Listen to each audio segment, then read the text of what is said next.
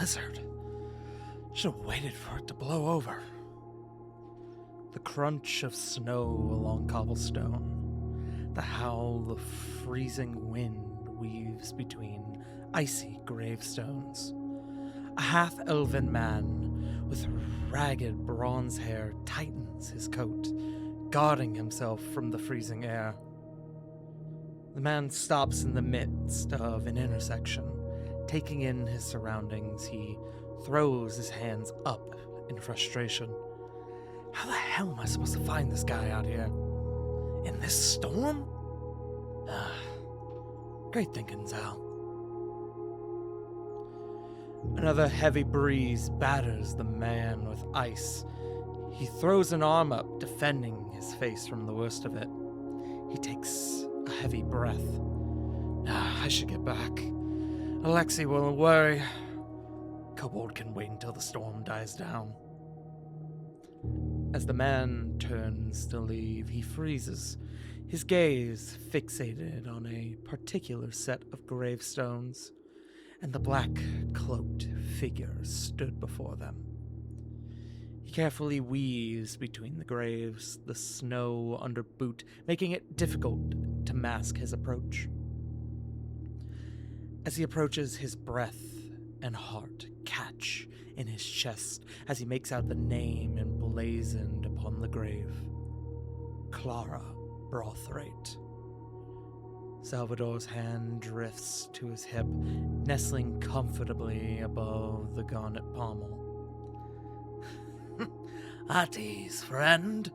This is a holy place. Blood not be shed here. The figure's raspy voice pierces the icy wind. You were sent here to find me, after all. Might as well have a conversation.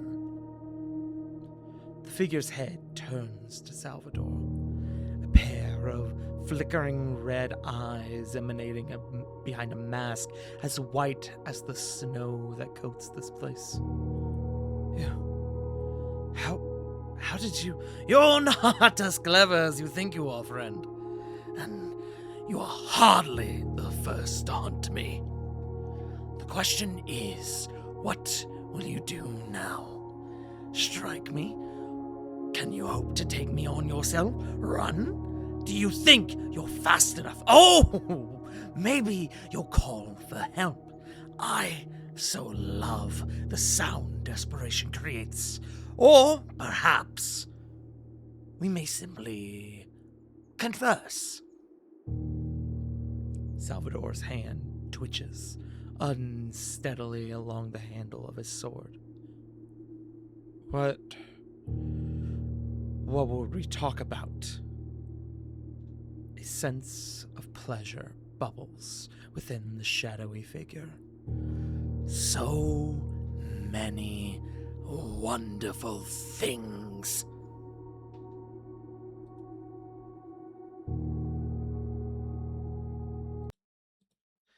Guys, gals, and non-binary pals, hello and welcome to another episode of Sins of the Blood. The Dummies and Disasters presents Sins of the Blood. It is Sunday. You know what that means. It means we are back in the city of Blackwall, and today I have 6 intrepid souls, as I would like to take a moment to welcome back our wizard to the party, 1J Frost747.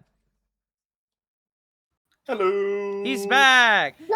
He has embraced fatherhood. Child conceived, fatherhood attained. How are you, my friend? It's been a minute. I'm a dad. Boogie, woogie, woogie, woogie. Let's go. Yeah, he is. I can't wait for Riley to start speaking in a mildly Russian accent. And do my favorite Rovanism, go,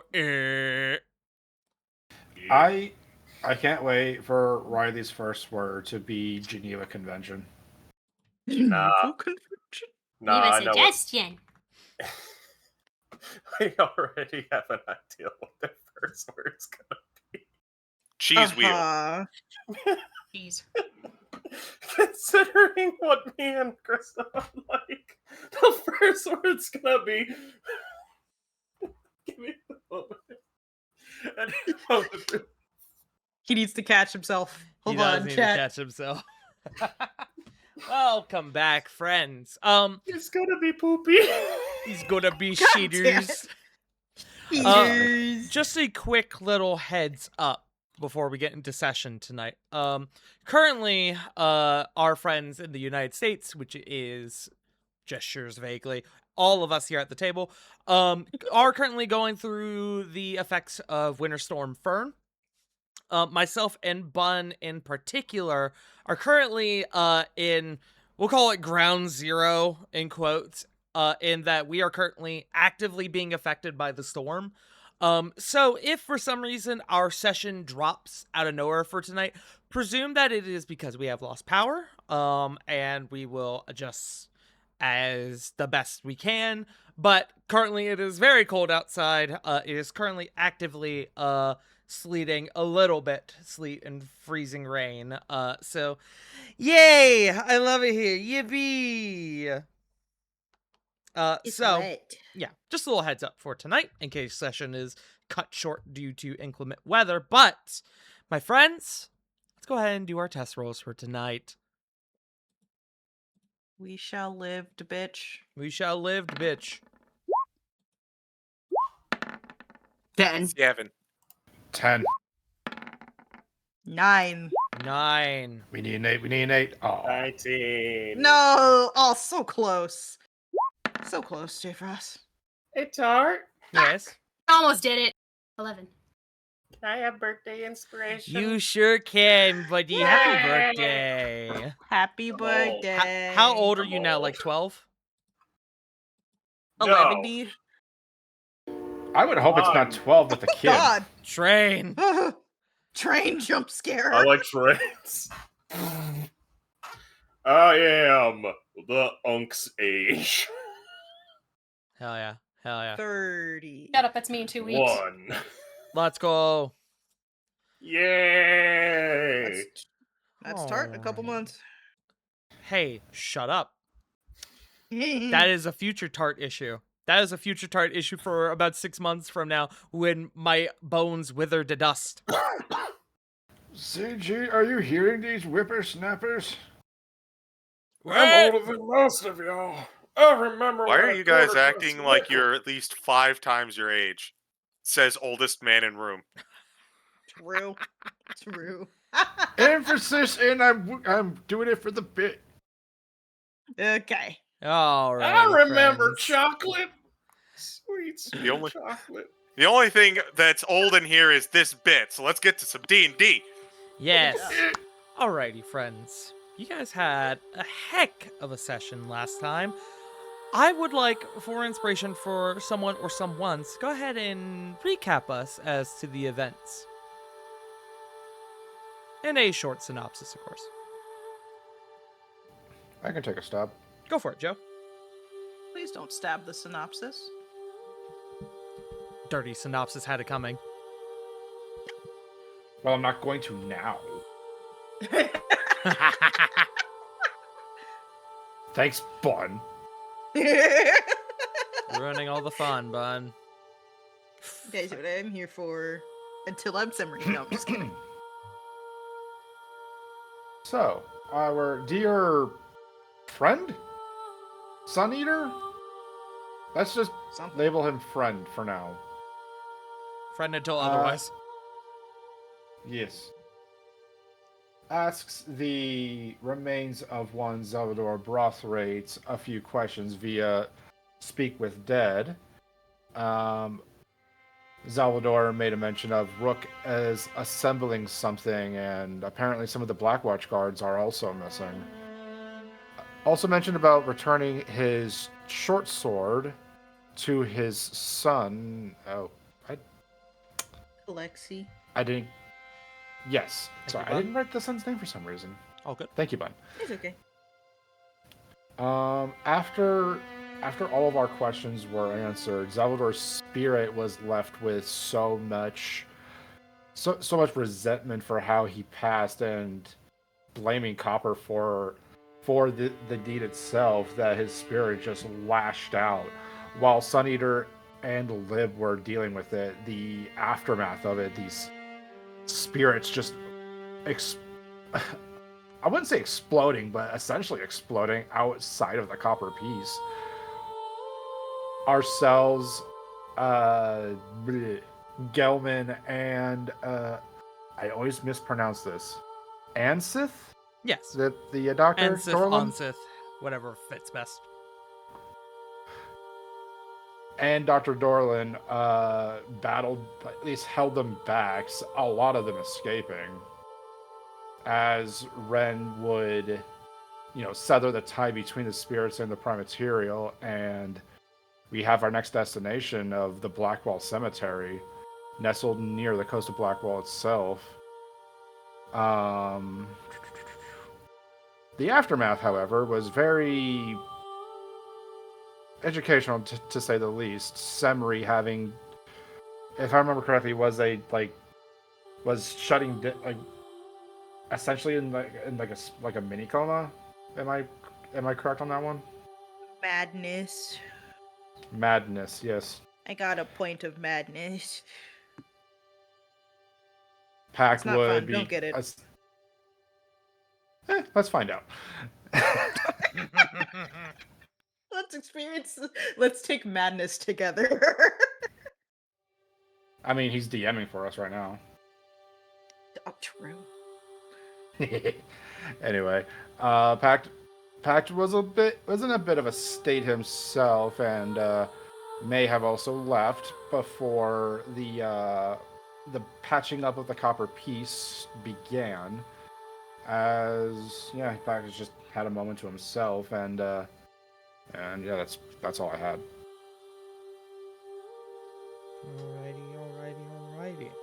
Alrighty. Quick clarification. The spirits that escaped were quelled when Sun Eater managed to quell the spirit of Salvador Brothwaite. Yeah.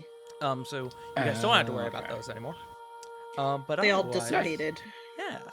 But otherwise, thank you. I will go ahead and give you inspiration, Joe, and Bun for help filling in a couple of the blanks there. I will give you inspiration as well. Yippee. If Bun this was a looking different at her game, sanity we would right have now. to worry I'm about the needed. ghosts. Yeah. If this was a different game, we probably would have to deal with all of those ghosts out on the town. Alrighty, Thanks for not friends. doing that. Alrighty, friends. As we get into our session where we last picked up, you all gained the benefit of a long rest. I have just a quick question as we're getting started. Kind of going over your own personal sanity scores. Does anyone here have less than 10? No, I don't believe No. so. No. Nope. Nope. Nope. Excellent. Means nobody has to roll anything. Okay. Looking at Bun, who I know is dreadfully close.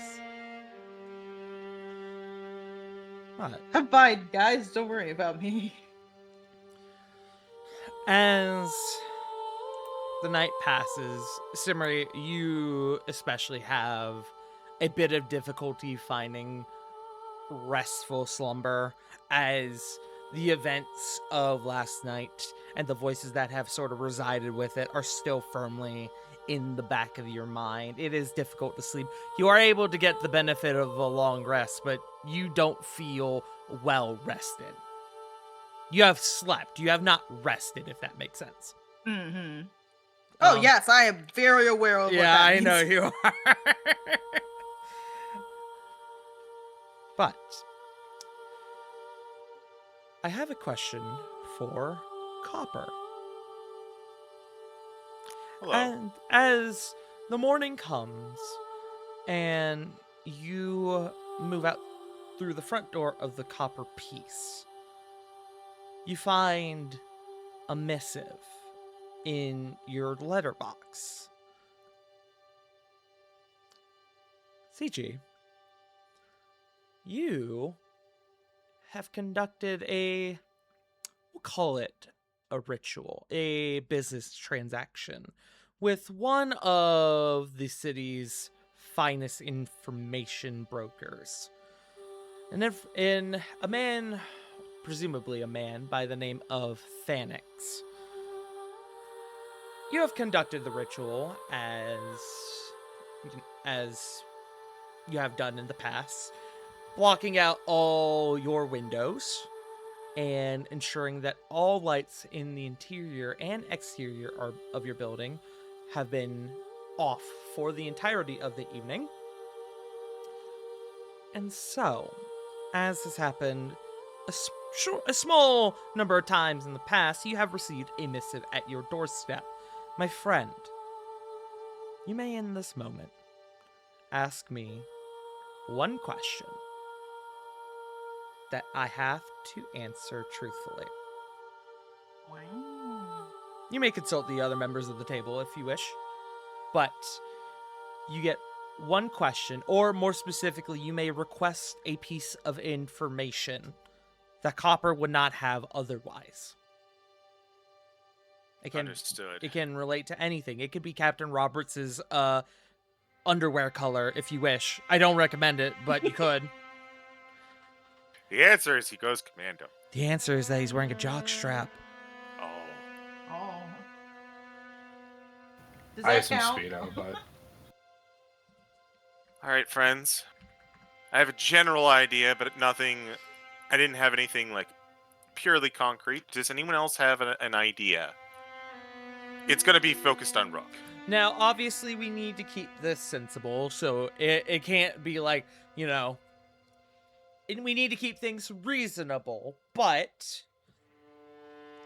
it can't be like, how do I take over the world at this exact moment? But what if I want to? But you can divulge secrets, or in some instances, even open up networks or communications between individuals you may not have previously had before.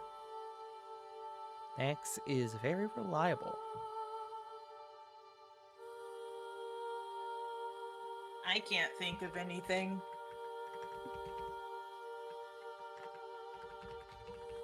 What's a thought? True. Use a thought. No. I was gonna say I I'm a mean, thought, maybe. Damn! I was gonna say it, and I was like, no, that's too easy.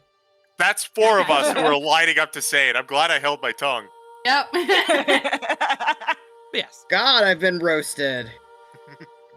to be fair, you teed yourself up for that one. But regardless. Yeah. All right. So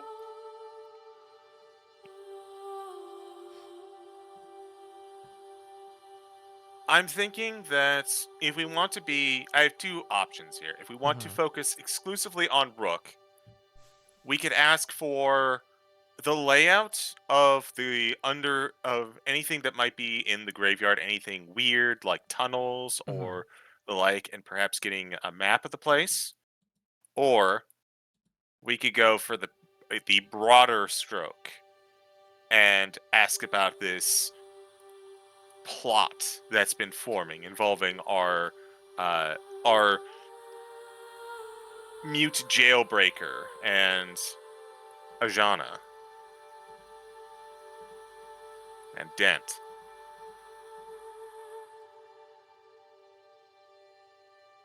What do you guys think?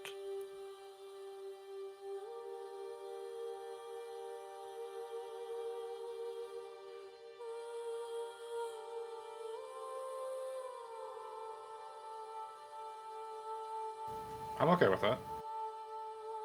Well, which one? The other two. I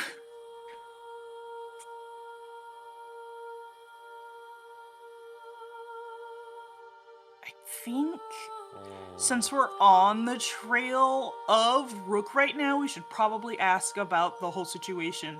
Something related to the situation with Ajana. How he got loose and shit. Well, we already know that, but... No, related to how.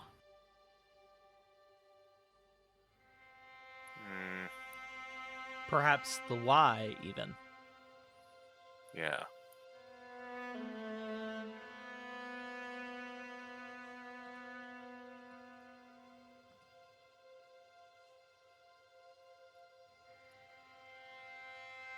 I think I'm going to. I think I want to know the players involved because we know 2 players. I think I'd like to know more. I think I'm going to ask who was involved in the freeing of Rook Ashford from the Guinevere. Okay.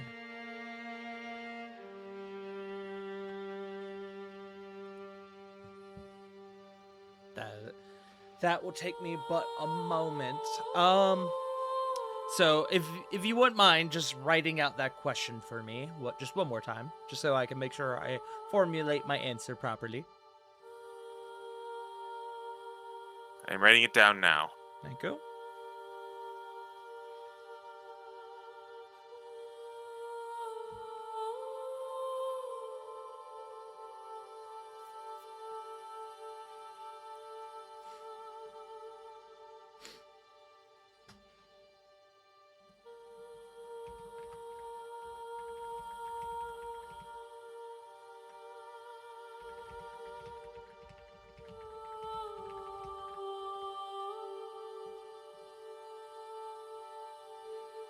Who orchestrated the freeing of Rook Ashford from the Guinevere?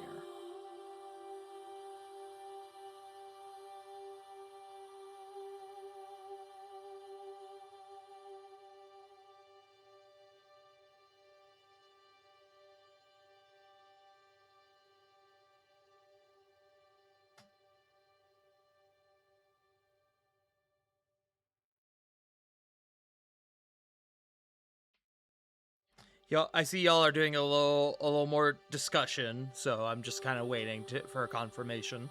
Okay. I see what you're saying, Joe. I like that idea. I think I'm gonna go the other route and see if I can't pick up as many different names and people involved before going back to the contact and the name of the contact. So That's fair. I was just Yeah. worried that the worry was, wait, is that too broad? that's fair. I'm intentionally going with broad though. Okay. Fair enough. Okay. So you are leaving it as such who orchestrated the freeing of Rook Ashford from the Guinevere. Yes, Is that your final answer? I think it is. Okay.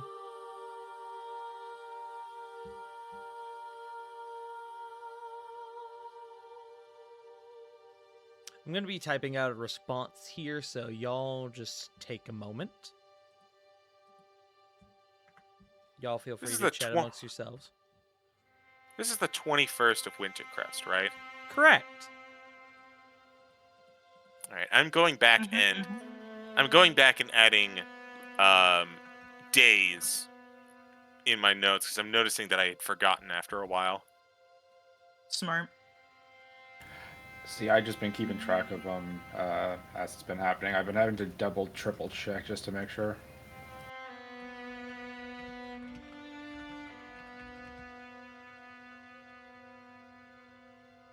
I wonder if Blackwell currently has power issues. You see, I How figured often? I figured their infrastructure was actually, able to handle that kind of thing. True. Do I also That's the y'all hope. remember? Do y'all remember what happened on the 19th? It's the only day I didn't put down for some reason. I believe that's when we went to. Yeah, we went to the. That was like the day before we went to go see Chaplin and the Undercity. Oh, so that was the night that I got the letter from Rook. Yes, I believe that's when you got the Kavesa. Yeah. So, I think it's the 20th was when we woke up to the vase. I believe the 19th was when we That was when we found Ajana, and that was also the day that we went to the fishery. I have that as the day before. I have the Yeah, 18th Arjana as was when the we went 18th. shopping. Okay. I have the 18th Oh, yeah, as you're when right. we went shopping. Yeah. Before that was the fishery and the raid. Because the 18th, I also have all of that information about Salax's Dent and the politics around that, so I'm trying to figure out where that stops to put the 19th.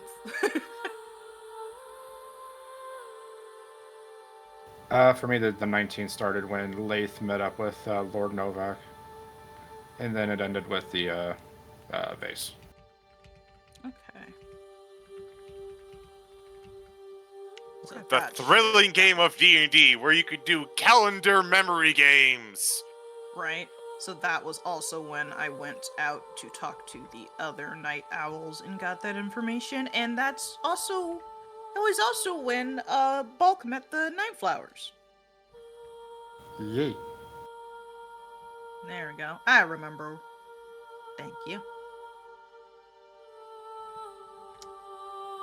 CG, Hi. as you open the missive,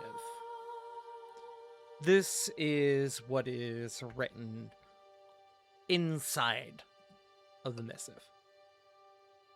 You are welcome to read that out, or you are welcome to keep it to yourself. And then, under it, there's one more thing that is written.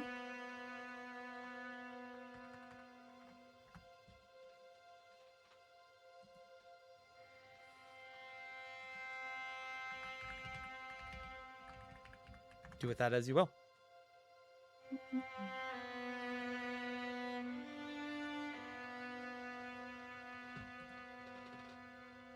Copper takes a look at the notes. And he actually begins to tear it in half. Specifically long ways so that the bottom part with this second bit is removed. He takes it and he pockets it. Okay. And then he brings the rest of it, the rest of the missive, and he keeps it present. And when everyone is going to return, or whenever everyone gathers, he will share this information. Yes, so we have a couple individuals, looks at Pact, who are not currently within the confines of the Copper Piece. Pact, what are you doing at this moment? This would be the, fresh morning, right? Yes. Mostly just getting himself ready, making sure everything's packed up, and then just heading back to the Copper Piece. Nothing really too fancy. Okay. Maybe pick up some breakfast, or I guess as an apology, like a large pot, like a large thing of coffee or tea or something. Okay. Alrighty. I'll say, as far as coffee and breakfast, I'll say that it would be roughly a silver in cost. Sounds good. But you leave in the early hours of the morning to make your way back to the Copper Piece, where you meet up with the rest of the group once more. It is the 21st of Wintercrest. It is a bit of a snowy morning, not overly so, a light flurry, but snow nonetheless. It's cold, bitch. You guys regroup. Motherfucker. You guys regroup once more. Now with a new comrade in arms in Mr. Gelman Sonoa, who is currently still here with you within the confines of the Copper Piece. No, yeah, he did stay. Yeah. I feel like if he hadn't decided to stay, y'all probably would have persuaded him to stay, so... Yeah, Well, understandable. Y'all, he is smart enough to know being alone is probably not a good idea at this stage. Especially with everything that's happened at this point. Correct. I can say one thing's for sure, though. It was freezing last night. Oh, yeah. all the holes in my poor establishment. But as go ahead. I'm glad we were able to get it consecrated. Now it's all holy.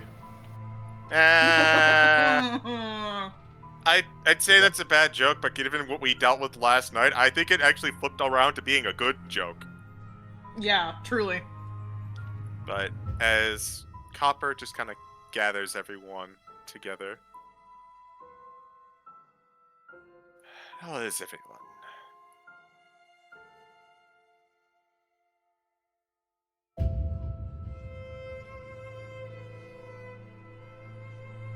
I think that answers your question. Silence. I'm still alive, so I'd say that's Nope, wrong voice. I'm still alive, so I immediately sung into the same voice. Just keep it for now. Fair enough. I'm still alive, so I think that's a bit of a plus, all things considered. Agreed. Well, that can be said for a few of us. Last night left a hefty toll on several.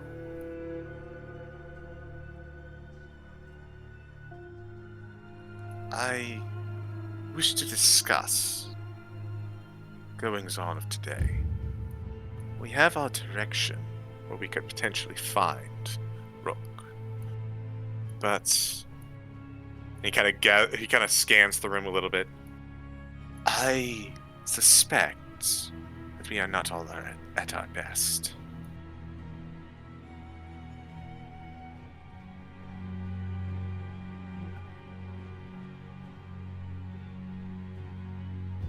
So, with that being said,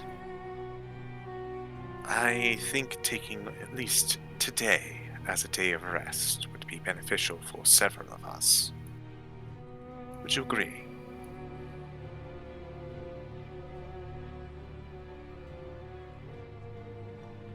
Frankly, I'd rather just get on with it, but if everyone needs a moment, it's fine. I'm with him.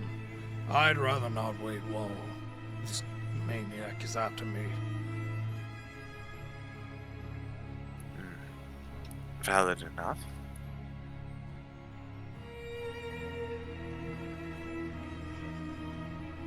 Master Solomon.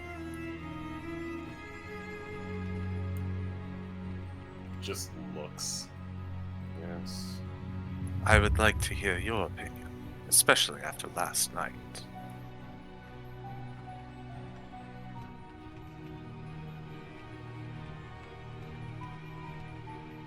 None that I can divulge at this moment. Brayton will lead you to a little disagreement from last night.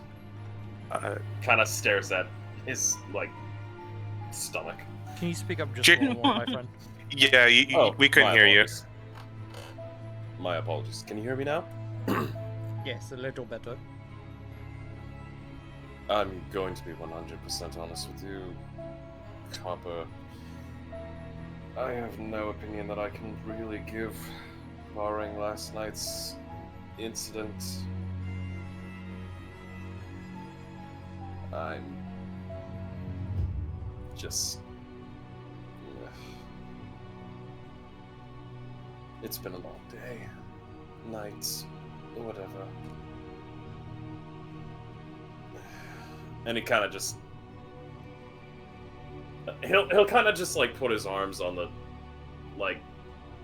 fold them and kind of just, try to lower his head. Not really sleeping, just he's feeling the exhaustion hit.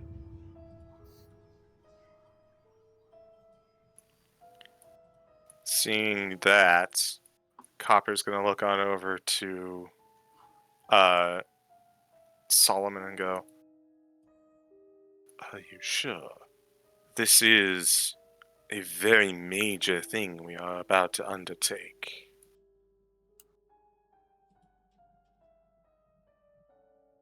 And he kind of glances on over to Semri. "And you, my dear."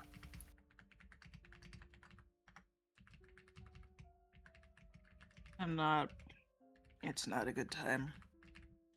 I still need time to recover, I think.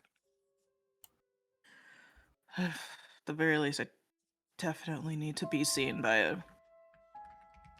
healer or something. I'm still not back to full, I think.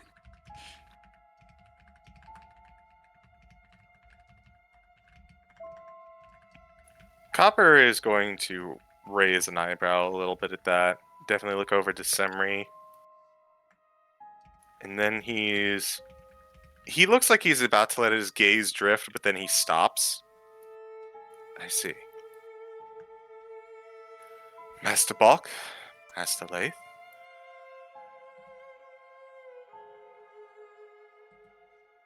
Trying to hit something that couldn't really be hit sucked. I didn't get hit hard, but I am hurting.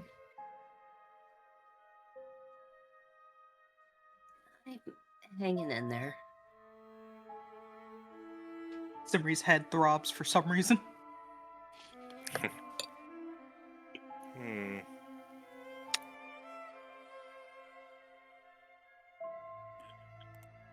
seems half of us are raring to go, and the other half of us would really appreciate the time.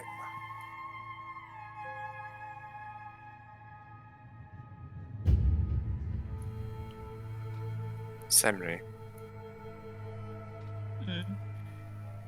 as we are gridlocked in this, I would ask you, if you were to see your healer, would you be more up to it?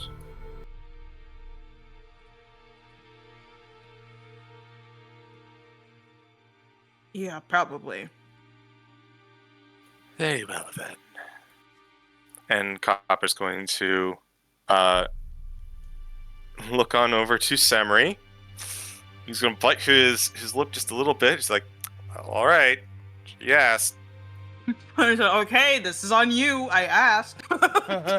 And then he's going to turn over to Lathe. Uh-huh. Master Lathe. Yeah? You are experienced in healing. Do you think that there's something you could do for Semri?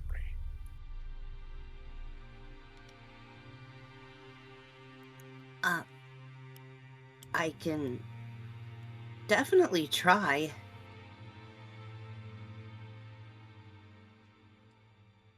Semri, would you be willing to allow Master Lathe to look you over? Simri lets out a sound, Copper, you've heard before, somewhere between a sigh and what could be mistaken as a growl. You're still not sure if it is actually a growl. Before she slumps a little more and just goes, yeah, fine. Gelman is kind of looking between Lathe and Simri at the moment. Looks a little confused. Is like, what are you guys, like, exes or something? You got beef? Like, God. what? Fuck no. It's more private than that. Uh-huh. Whatever. Copper stifling a laugh. You can see Lath's face turn almost... cheeks almost turn purple? I was wondering if it'd be purple. See? That right there. Sexual tension. Seen it before. Seen it 100 times. You'll have to remember, I live in a brothel. I've seen this shit before. And I'm sure. And I'm I'm sure trying not you've to also laugh. probably. I know it's okay, Bob. And I'm With sure his you've seen head? a lot of shit.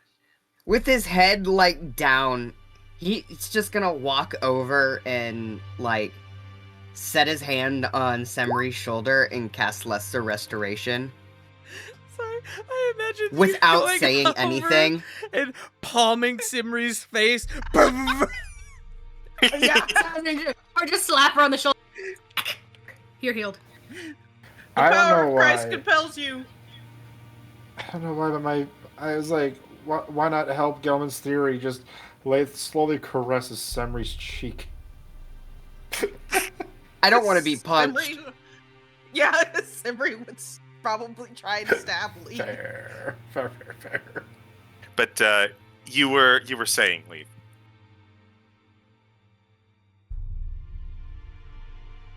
But I would cast Lesser Restoration and then just kind of not. He just kind of awkwardly shuffles back away.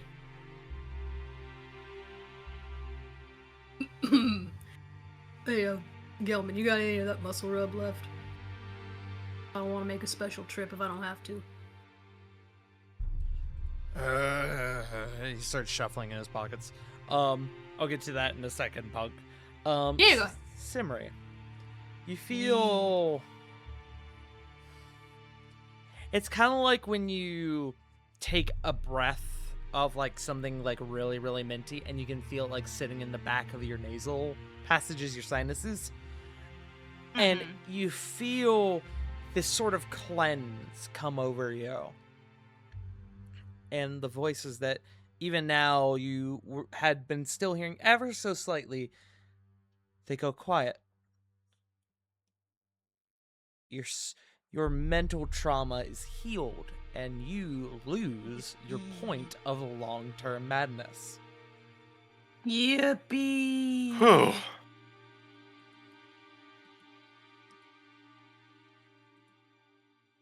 As that is happening, Gelman pulls out his little vial of his icy hot. I got a little bit left. You need some? Yeah. Trying to hit something that don't have a physical form. Strain my shoulders. Thanks. Are you going to partake in the icy hot? Yeah. Okay. Might as well. As you do such... Shoulders, biceps, triceps, all that. Yeah. As you do such, Punk, you gain 2 small benefits. For the next 8 hours, you have a +1 to unarmed strikes, both in terms of a chance to hit and damage, and a +1 to athletics and strength checks. More specifically, checks, not saves. I'll send that to you, so you have it. Thank you. Shit, this feels good. I'll have to get me some of that. Oh, I love it. Get me some of that shit. I pay good money for this.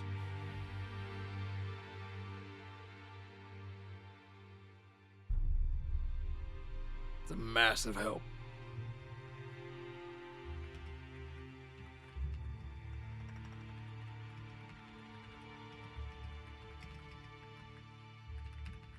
So if some of us still want to rest, but the most of us still want to go out, what are we doing? We do need to come to a consensus.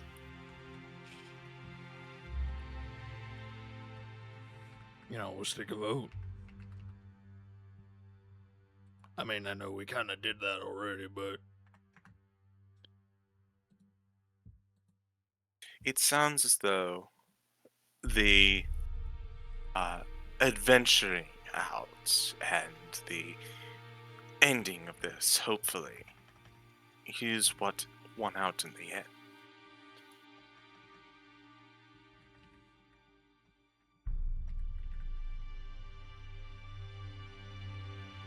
Hard to know, really. If we are to head on out, there is one thing I would request, at least. A quick stop at a store. Perhaps the doctor's office. I think getting some antitoxins sounds like a wonderful investment. Yeah, actually, that might be a good idea.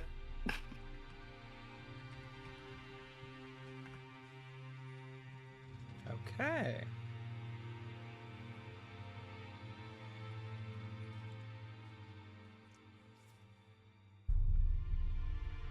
Copper is also going to speak up, and he's going to look over to Gelman. Master Gelman, I have a request for you. What's that? This business with Rook Ashford, I understand your willingness to aid us. But there is something private I would like to bring to the attention of the rest of us, one that, for your sake, and I do mean this for your sake, it would be best that you not hear. Would you give me a moment? Copper, persuasion check.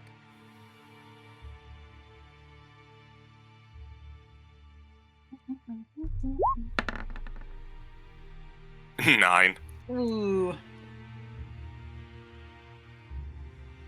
What is... You got something that I can't hear about? What, y'all got secrets now? Thought we were in this to take them out together. He shrugs. Very well. That was just a courtesy option. Hey, And if you got... Look, I'm clean. If you got shit to spell, I'm cool. very well then. Just wish to provide the option and let you that this is something different but no less important. And Copper is going to look to the rest of the group. Although the issue with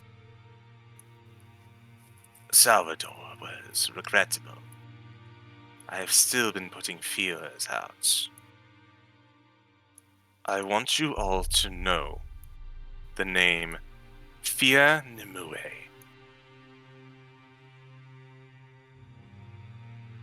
That's a name. Could you please type that?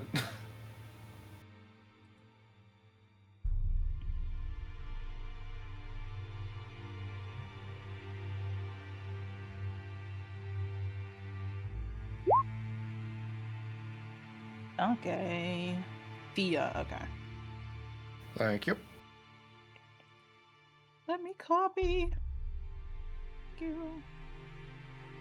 It is the name of a certain pink-haired individual that, and he kind of looks on over to Gelman, had a hand in our current situation with Rook.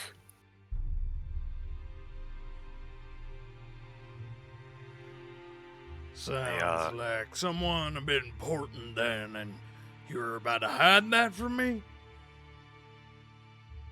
We To be believe. fair, Go ahead. sorry, Go ahead. To be fair, we didn't really know much about her outside of a description. This is the first we're all hearing of this. Yeah, My yeah. contact. I hear that, but y'all were about to divulge information about this woman, this Fia, who helped Rook Ashford get free, and you were about to keep that from me. You get what I'm trying to say?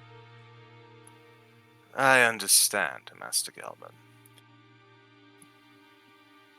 It is... Excuse me. Dying. It is a situation wherein we suspect foul play from Reichenberg. This Fia, as we have been trying to figure out her name, is the connection that we know of. Once we take care of Rook, those that unleashed him will still be on the loose.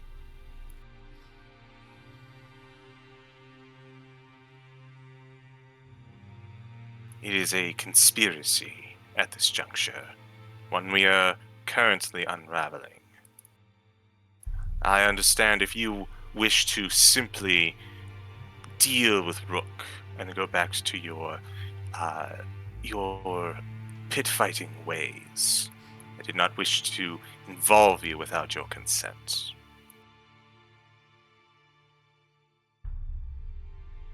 Meaning, it's a much wider web than we had realized, and the more you know, the more danger you're. Hell, I'm in and I still can't keep up hardly.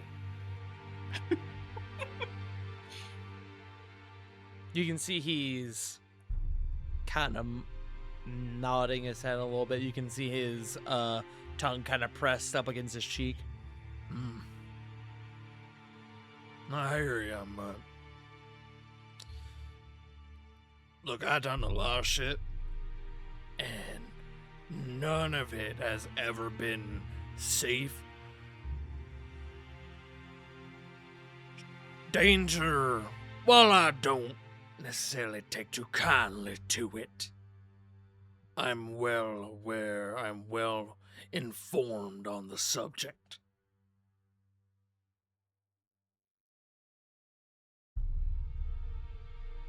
You know Rackenberg? Yeah, what about it? I don't know, a bunch of fancy bitches.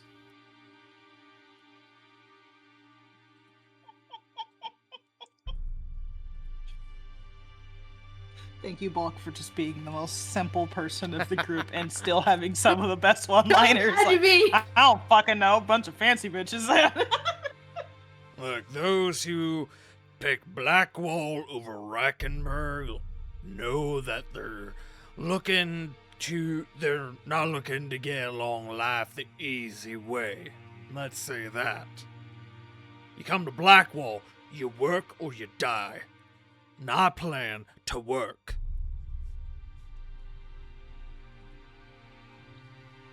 Very well, Master Gelman. Let's say we all do some work ourselves today. Perhaps a little wet work.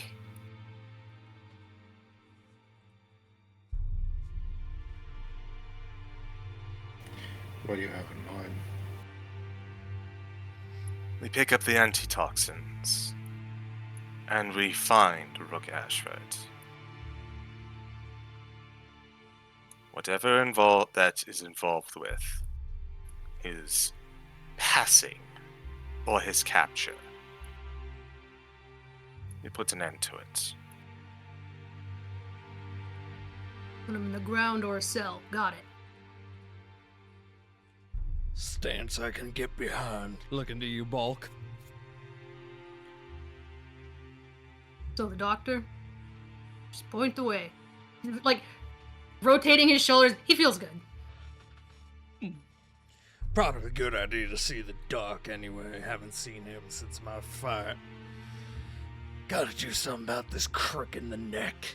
You can see he kind of rolls his neck a little bit, and you get the gist that it's mainly a play on words for him getting ready to fuck someone up. Mm-hmm. Simri is going to kind of look across the group, seeing everyone relatively feels okay, is going to stop at Pact, do thumbs up, sideways thumbs up, and then a thumbs down. You can tell she's questioning where you are, given what happened last night. I mean, you're free to insight if you want. Pact, you're welcome That's to not- roll Rolled. charisma, persuasion, deception. If you want to keep it hidden, you can roll it to GM as well. Oh, nice. Whatever you want 21.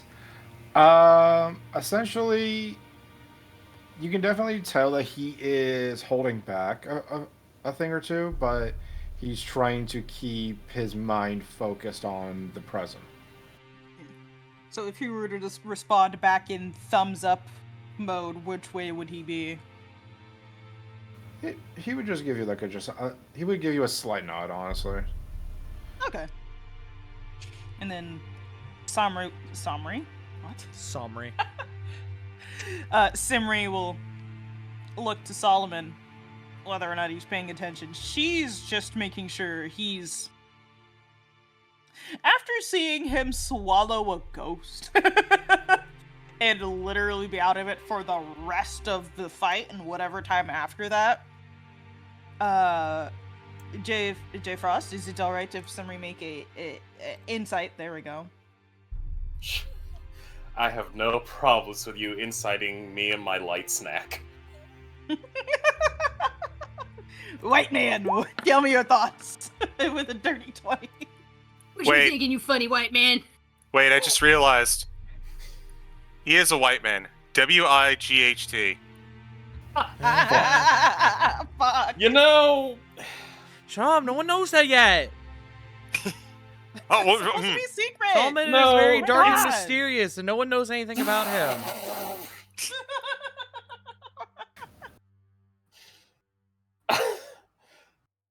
I don't know why, but this is just... It's because of all this shit that I've had so many of these fucking white boy memes popping up on my timeline thanks to you motherfuckers. You're welcome. I blame I you all believe for algorithm this. just knows you. White boy. White boy. White boy! White. White. But yes. White accusatory. Go ahead and roll whatever you would wish to roll if Solomon is hiding or persuading or whatever. No, it's fine. It's fine. I'm sorry. No, you're good. It's been a while, buddy. You've got a lot of pitch.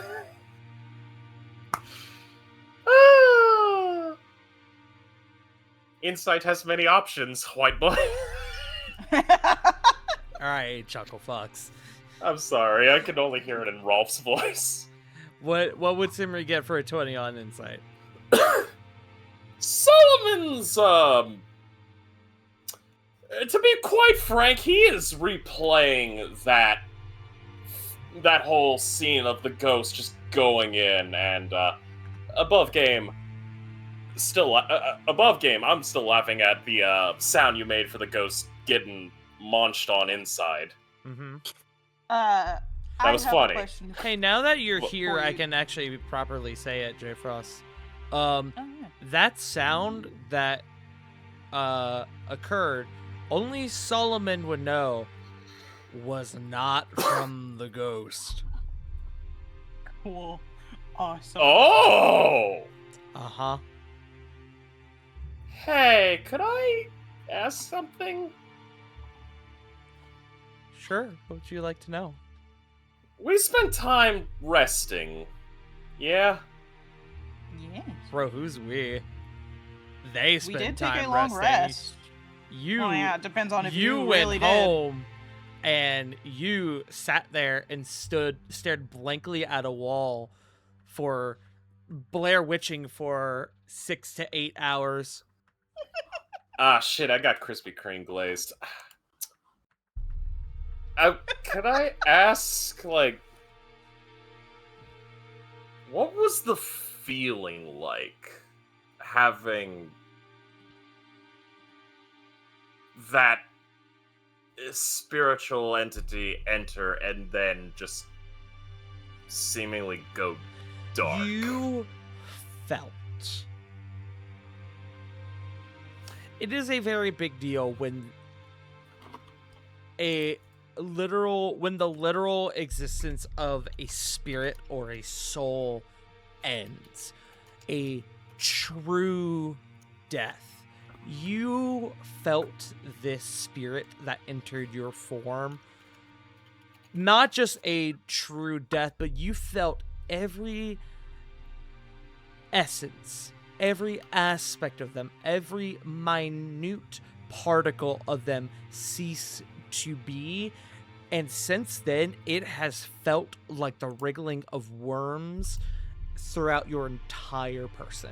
You feel like you are filled with parasites. And while it has settled a bit, primarily because you've gotten used to the feeling, it is something you still feel. It is something that has diminished somewhat noticeably, but it is very much a sensation that you are currently very aware of, and it is unsettling.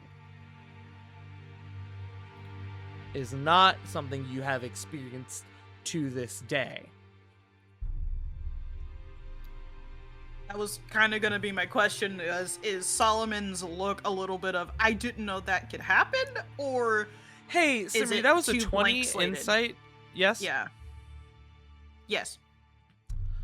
Simri, you catch something about Solomon that nobody had caught prior to this point. Something that you didn't really notice until you started looking at him fully. His eye color has ever so slightly shifted hue from that sort of almost like golden yellow. It's now almost leaning towards a green, and not like a natural eye color green, almost like the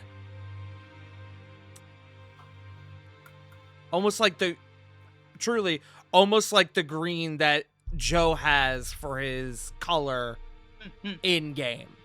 It's not that color exactly, but it seems like it's heading that direction ever so slightly. It's probably where Bella's eyes are right now. Yes, actually, kind of like a cat's eyes. It is a slight, but now that you've noticed it, it is a distinct shift. Mm-hmm.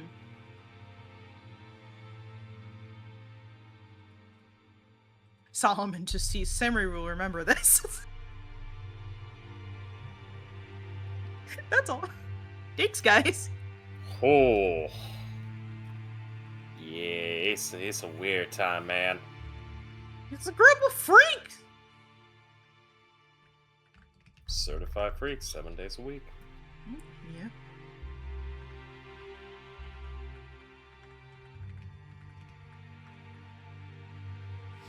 J. Frost, I'm so glad you asked that question.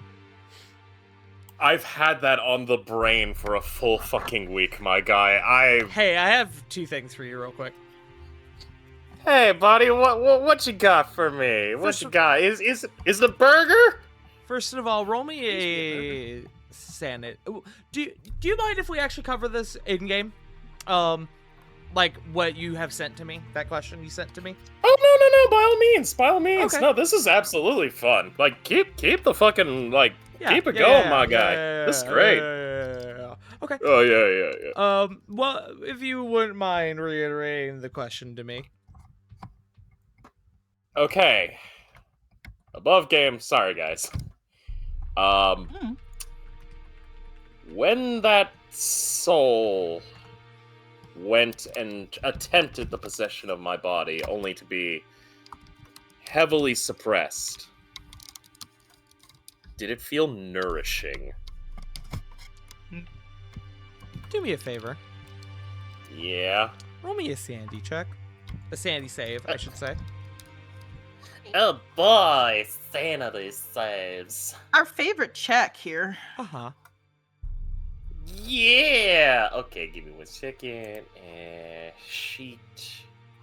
Sanity save. Here!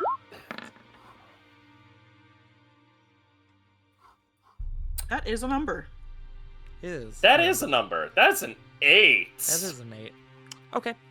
Go ahead and make me a wisdom save with disadvantage. Oh. You know what? Yeah.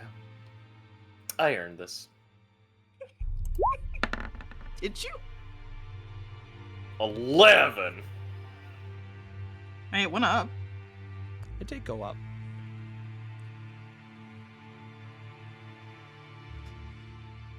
Solomon. I'm going to actually change the music slightly. Hold on. Oh boy. No. I want something a little more... Menacing.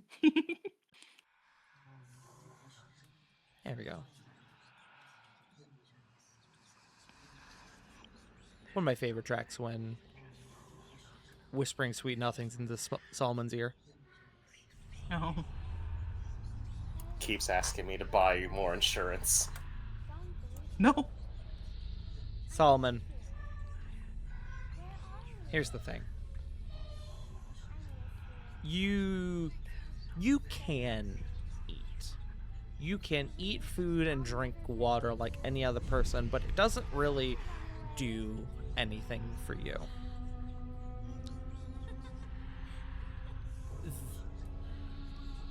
The consumption of that soul, it's true death.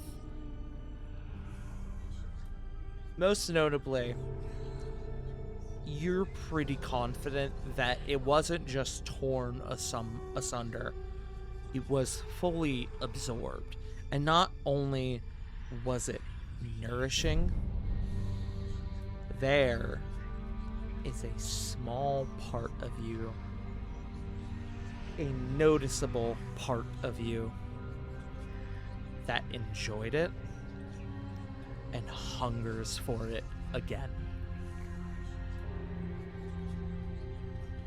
Oh, cool. We have a Wendigo on our team, guys. You not only feel nourished, you feel genuinely the best you have in years. J Frost, Hey, buddy, what up? you may go ahead and take a point of inspiration. Yippee! You ate a soul! Here you go! Awesome! I do have to give admittance here, as I wish to be fair. I already have 6 inspiration die and 1 birthday inspiration. Okay. Then if you wish, you may go ahead and pass it to another person who does not. Who wants a fucked up inspiration die? Yeah, who wants to carry that weight on their shoulders? Yeah, who wants the ghost inspiration? Punk? Punk, Who I wants heard a you. Punk, have some forbidden goulash. Yeah.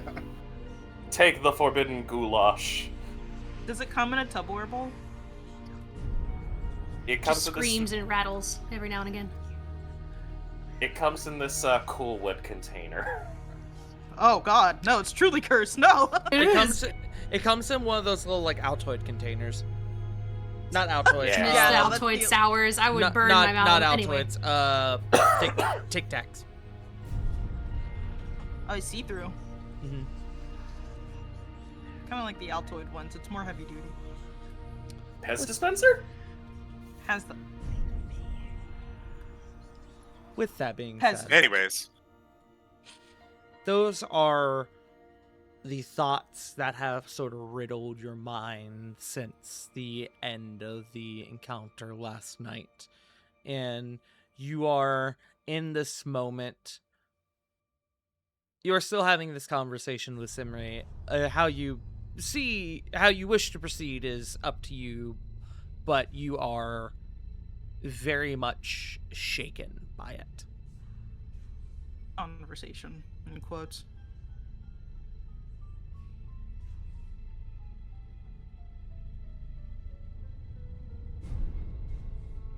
That was all from me.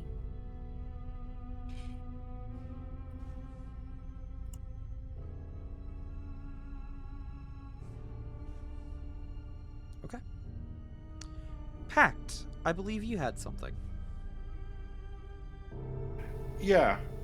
Towards like as everyone's kind of like wrapping up and kind of beginning to head, we'll kind of like just stand up and clear his throat a bit. I believe I owe you all an explanation for my dismissal yesterday, and I should probably say something. As he kind of like, he's not. You've all seen him like uncomfortable, and he's not. It's more. It's not really that. It's more like it's in between uncomfortable and like just shy. Mm-hmm.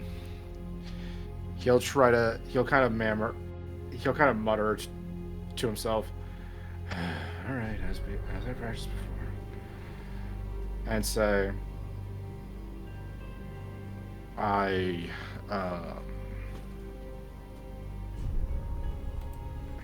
sorry, I legitimately practice this shit.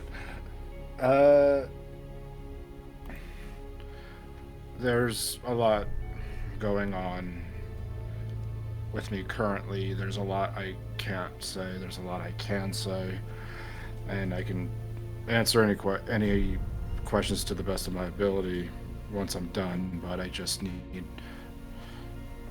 to get this all out now. Pretty much at the end of spring, at the end of Stardance, and he'll just kind of like look up and kind of look around and meet everybody's eye, with the exception of Bulk. He'll try to look, but he'll just kind of quickly look away. At the end of Stardance, none of you will ever hear from me again. I have to head back to the Empire.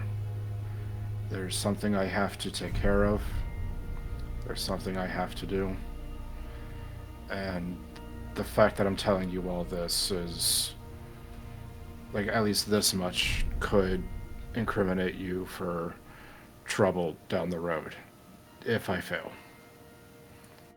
So, for your safety, I can't expand upon much, but I will do my best.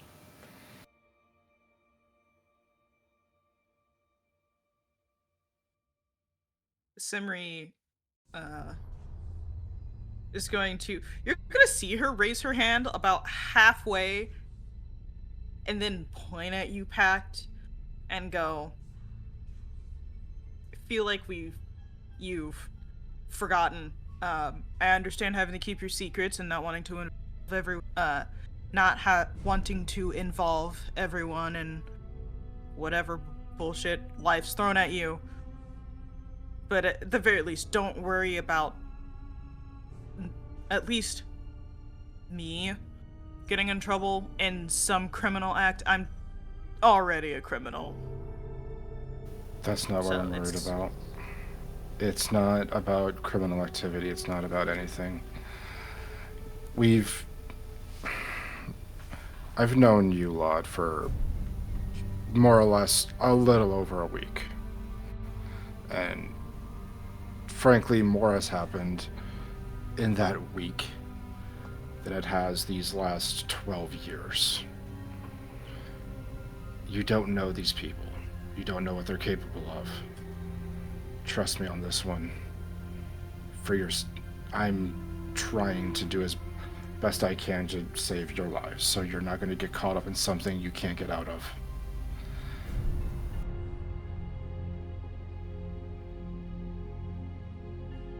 Pact, as you're saying this, you notice that Gelman is he's kind of got his arms crossed and he's kind of looking over you. It's almost kind of like he's dressing you down. And he's got a stern look in his eye. Not like disrespectful, but it's focused. Focused on the words you're saying and the emotion and the heartfeltness that it's carrying.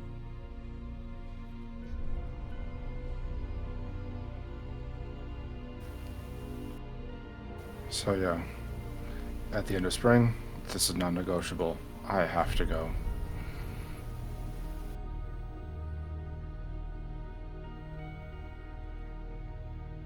Well, thanks for telling us, I guess. I got a question. You okay? Yeah. I'll be fine. Where are you headed? Insight. Pact, feel free to roll deception if you wish. Go went. 18? Nice.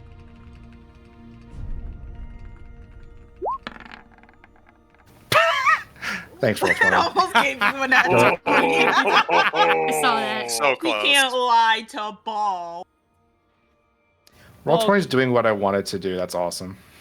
Bulk, Thanks for 20. you have known Pact for some time here, longer than the other folks in this room. Pact is very clear-cut in his thoughts, his intentions, his speech. in this moment, he's being guarded. It's not that the deception is malicious. It's self-preserving, if that makes sense. I feel like that's an apt description, Pact. Mm-hmm. More or less.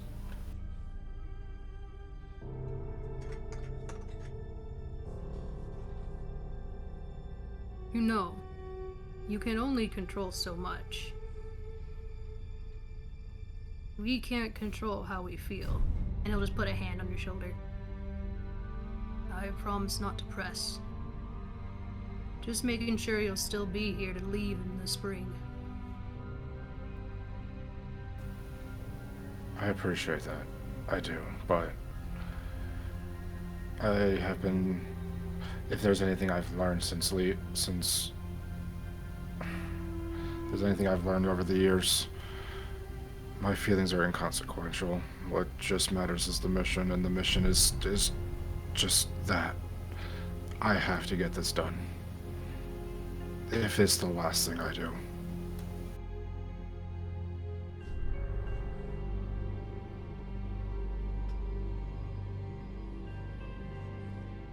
You know, Emery when will.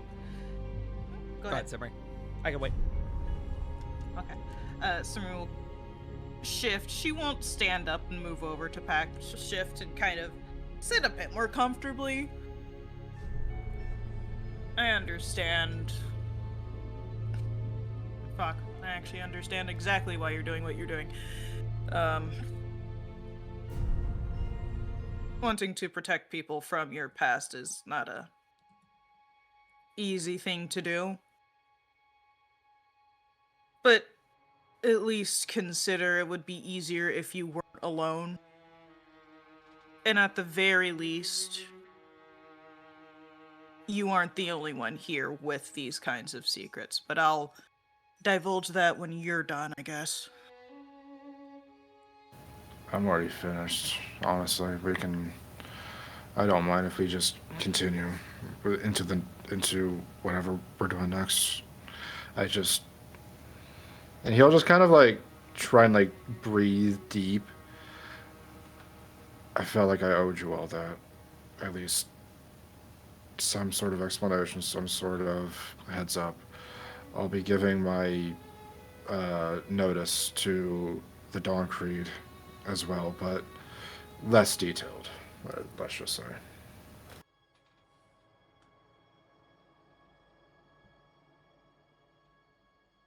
You see Gelman is kind of nodding a bit. You know who you sound like. Are you gonna say you? No. No, I'm not that conceited. No, you Thank God. sound...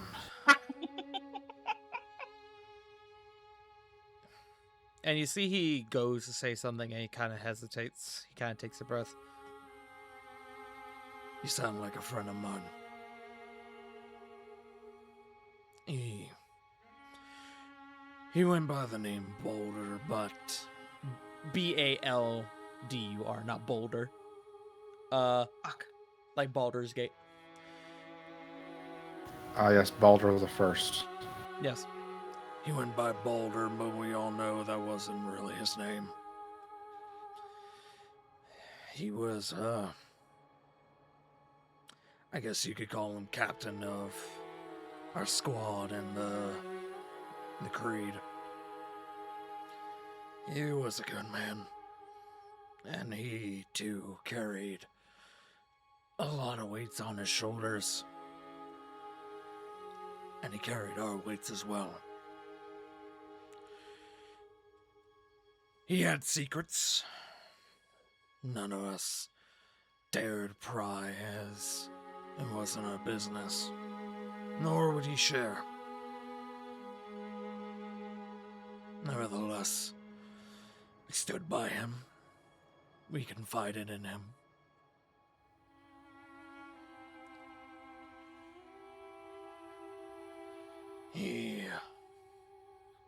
Before our last mission, he told us a little bit about who he was, and gave us a little bit of an inkling as to what he was going through, where he had come from.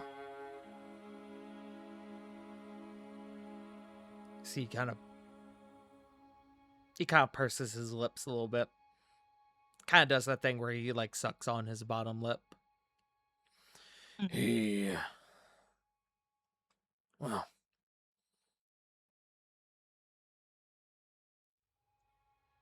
he was always a man to hold closely to his values. He knew what mattered.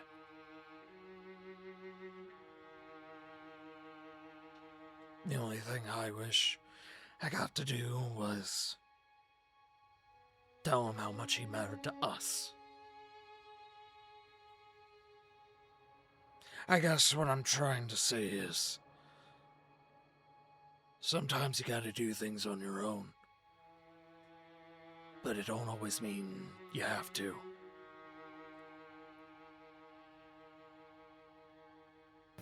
We will see where we are all. Oh my god, words. We will see where everyone is in 5 months. If you want to join, that's fine, but I can't guarantee anything. I do. And he'll just kind of like sheepishly look at the ground.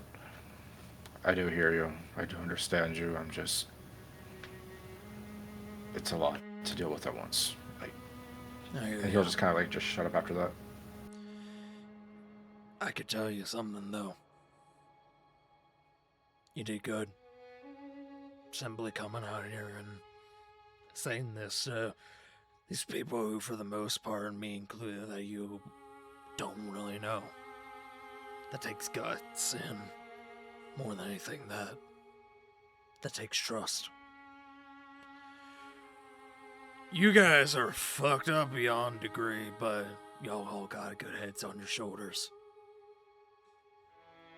I think y'all will really benefit from each other's company. And he kind of rolls his shoulder. Anyways, let's go fuck something up. Well, before Hell we go, yeah. there is information we need to know. Well, that you all need to know about me. Oh, here we go. Now everyone's spilling their guts. Perfect. All right. And you see he pulls up a chair and takes a seat. I ain't fucking Hell yeah. I ain't Boss fucking will sit saying next to this. Gelman. Shit, this is more than they've talked in wheat. We're gonna be here, Fucking- man. I'm gonna take a seat. Fucking Pat goes over to wherever the food is, grabs like a fucking donut or something like that, goes back to his chair, puts his leg up, and just eats. So, oh, hell yeah. Everyone said, lore. Trauma dump. Yeah. Sorry, I don't want something. Sorry, I put on a song. I was like, no, that's creepy. I don't want creepy. I want. Here we go. Not creepy. Everyone sees Semri doesn't necessarily take a deep breath, but she catches a breath. Sorry. Oats knocked something over. As she will rub her face just a little. So I want a different song. Continue. there was a small bit of information that I've kept from you guys that was, I wouldn't exactly say given, because this information I obviously already know because it's about me, shared to me the night Rook broke into the home and gave me the note and the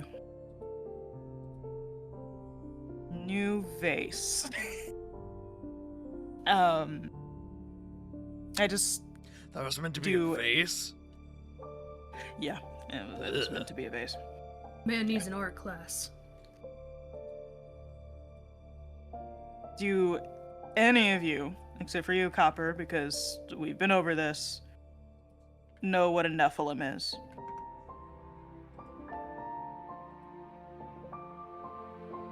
that like the thing that Outside the Zoom comes out of me during battle sometimes? Would that be something I could roll for, Tart?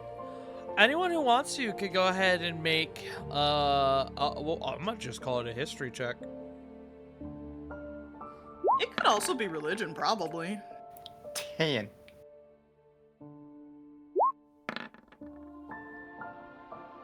Eight. 13. Oh.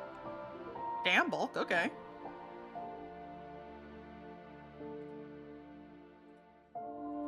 Anyone else? Salmonella.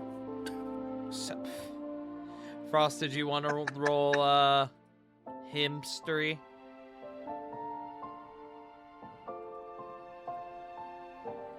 He may Oh have god, to- he's dead. He may have had to step away. He's fucking dead, guys. Oh no. Ripping pepperonis.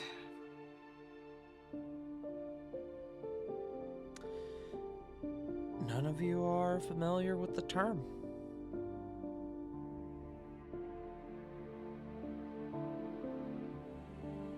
Thought not.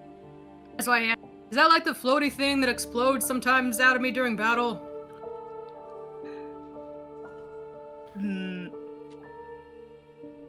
No. Does not start with the same letter either. He puts his hand down and just shrugs. Okay.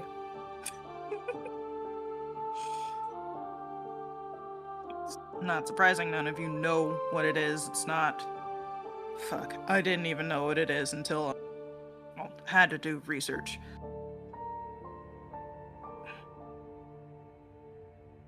A Nephilim is a cross between a celestial and specific other races.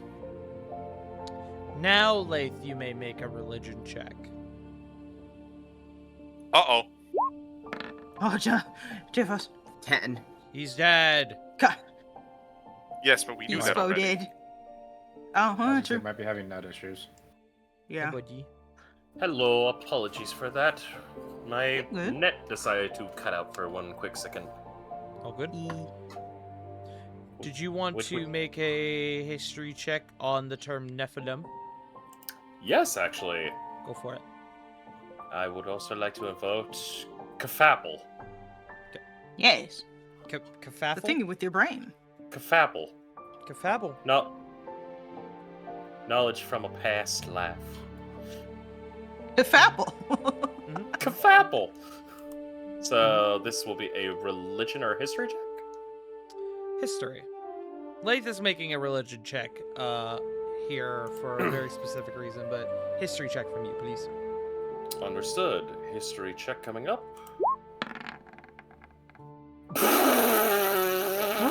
Yeah, no, okay. Solomon's not here right now. Upset tummy. No, Got that's him okay. bad. That's okay. Demi hurt. Actually, His hold on. priorities aren't really from above, they're from below.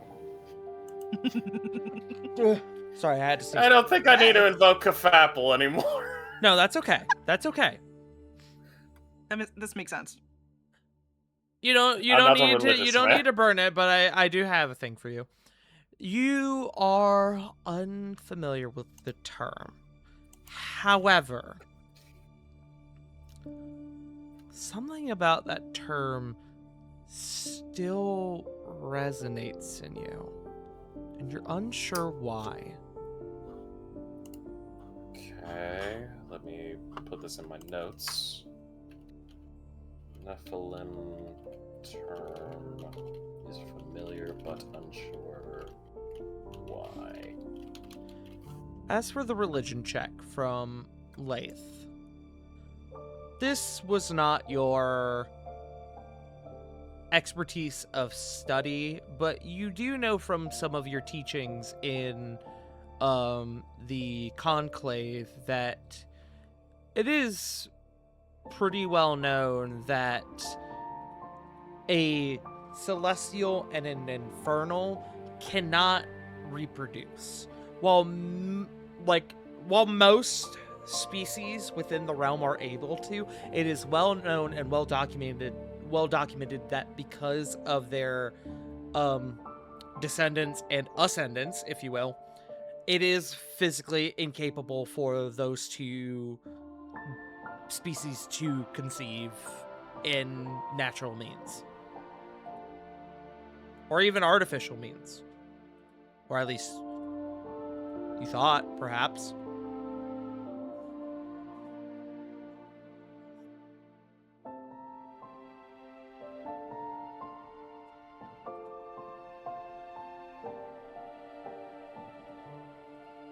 Do that information as you will. I am just waiting to see if anyone says anything before I continue. Yeah. He kind of just shrugs and goes, "Never heard of it before in my life.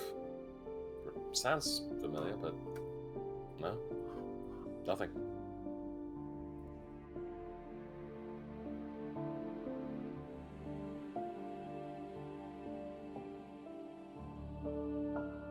Well, the most basic understanding, at the very least, is I am a crossbreed of some kind. Simri takes a deep breath, actively pushing down vomit in her Rook knows this. And given that they are experimenting on whoever they capture, or at the very least, whoever they deem well enough to experiment on, I wouldn't put it past them to kill at least attempt to kill every single one. Not me.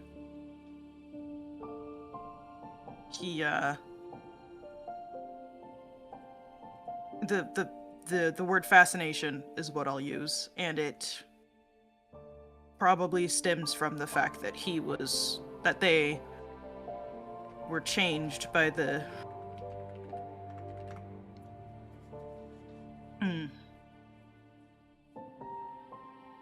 the reason I am the way I am, the people.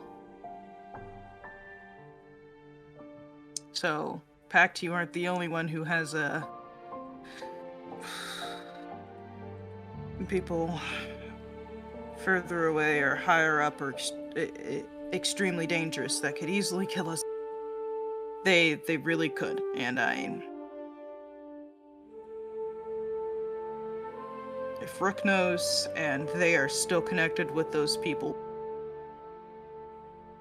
it's not impossible that they know who you all are. And it's... Thanks, Punk.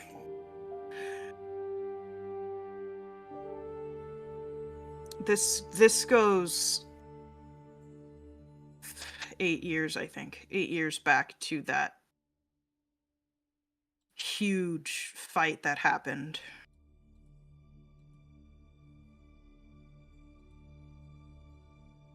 But just the group that was stopped there is connected to Rook.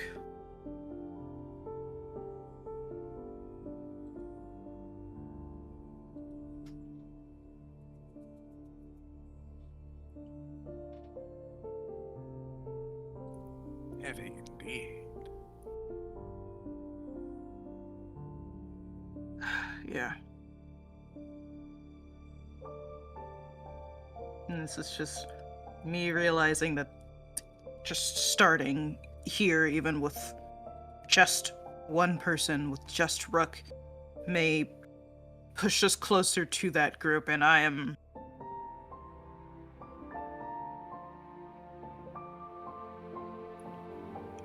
scared. Correct me if I'm wrong, Simri. Was this not already true of the issue with Reichenberg? That a bigger group may take an issue with our dispatching and silencing of Rook in whatever way, shape, or form it may happen? Yeah, but we are unsure if it's the same that would come for me.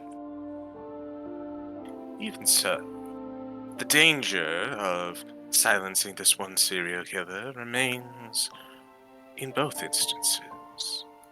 So in a way, not much has changed.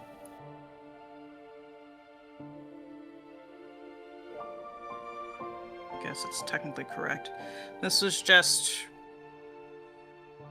at the base level making you all aware of some other extraneous circumstances. More bitches to beat up. At the very least, that's what I'm hoping, yes. But based on I have to say it was a war. The war that happened around me at the time. It's not a easy battle.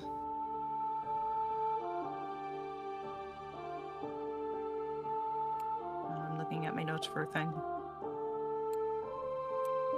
Also, okay. Oates was on the table. Hi, Oates. You all heard about what happened in Dragon's Reach, right? No check required from anyone. That's all familiar to your group. Some of you, perhaps more than others. Smile, smile, smile. Yeah, that coming of New Age stuff that reset everything. They're fucking Gen Z's with their new religion.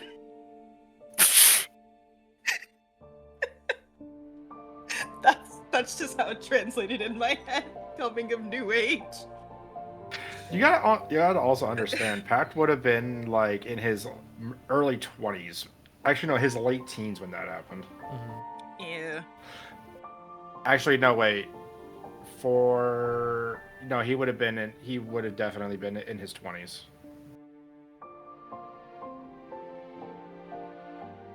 And I was there when that went down, technically.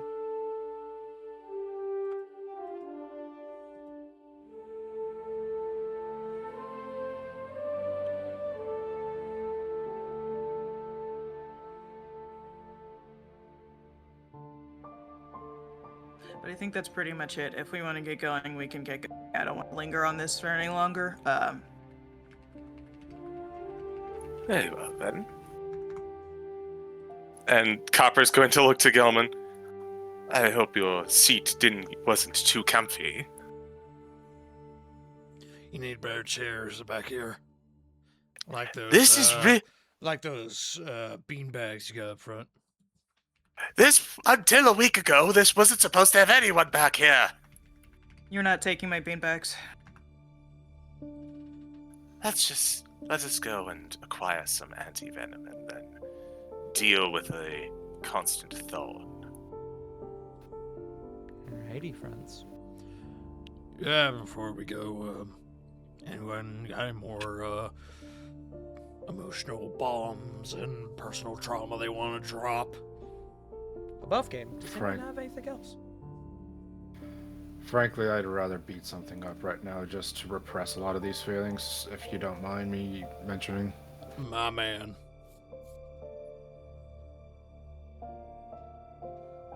Yeah, I need to stab a thing or two. I'm going to keep on being mysterious for now. I think the air suits me. Well, your trauma, it doesn't directly impact our so you got lucky. At least as far as I know. Stare. Alrighty, friends. Well, if there is no more business here within the Copper Piece to conduct, you all gather up your things. You have a goal. It has been envisioned. And now you guys are going to set out for a bit to prepare. And before that, we're going to take a bio break. Seems like as good a point as any. Yay. Thank you all Yeah. for tuning on in thus far. We're going to take a little bit of a breaky, and we'll be back in a few minutes. Dr. Goimer. Hello. We return. Well, we're back. Alrighty. Let We me. lived. You guys did live. Good job, gamers. Let me do this. And then we'll do a little bit of this. Oh. Alrighty, friends. You venture out into the cold snow. Where are you all going? What is the plan? I think the plan is to stop by the dock and, first of all, let him know Gelman's okay, and second of all, pick up some antitoxins. Some Yes. antivenoms. Okay. Any arguments? Nope. Nope. I got nothing. Muscle Chief. rub. Okay. Yeah, muscle rub. Alrighty. You all, aptly enough, if you're heading where I think you're heading soon, you're heading in the right direction in that you are leaving Blackwall's walls. You are heading into the outer borough, and you comb the cobblestone streets and make your way over to Dr. Trevor Chaplin's clinic once again. You guys make your way over, and it should be noted that Dr. Chaplin's clinic, most notably, does not have windows. So you wouldn't really be able to look inside if you had wanted to. But nevertheless, you knock on the door, and from inside you hear, "It's open!" You all open up the door, and inside the rather admittedly dimly lit interior sat at, rather than an attending patient, sat at what appears to be a writing desk of sorts, is the doctor you have come to know from your previous visit, Dr. Trevor Chaplin, Blackwall's top physician. "Ah, you're back. Good morning." "Oh, Gelman. Good to see that you are still doing well. I had worried." It's all good, Doc. These folks actually helped me out a bit. "Oh, is that right? Well, it is. Well, I suppose it's good that I pointed them in the right direction then."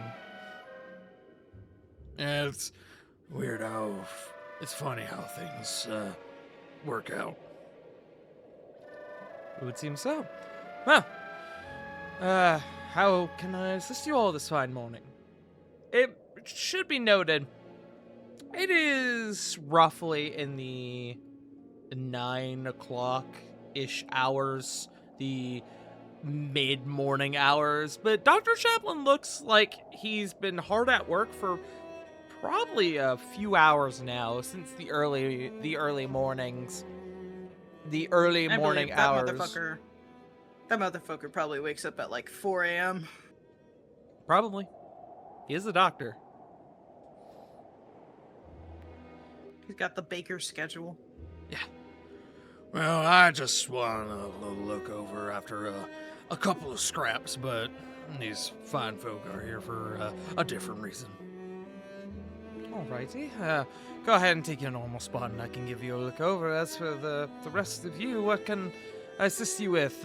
Any injuries that need tending to? Or perhaps any more The questions? biggest jar of that muscle rub you give Gelman. Please. He's just rolling his shoulders. The balm. This feels damn good. I'm so glad to hear that. It's a bit of a, what's the phrase? A home remedy. It's not professional of any sort. I had to make it each batch by hand, from scratch. I don't have any at the moment, but if you wish to give me a couple days, I can probably come up with a small batch for you. Yes.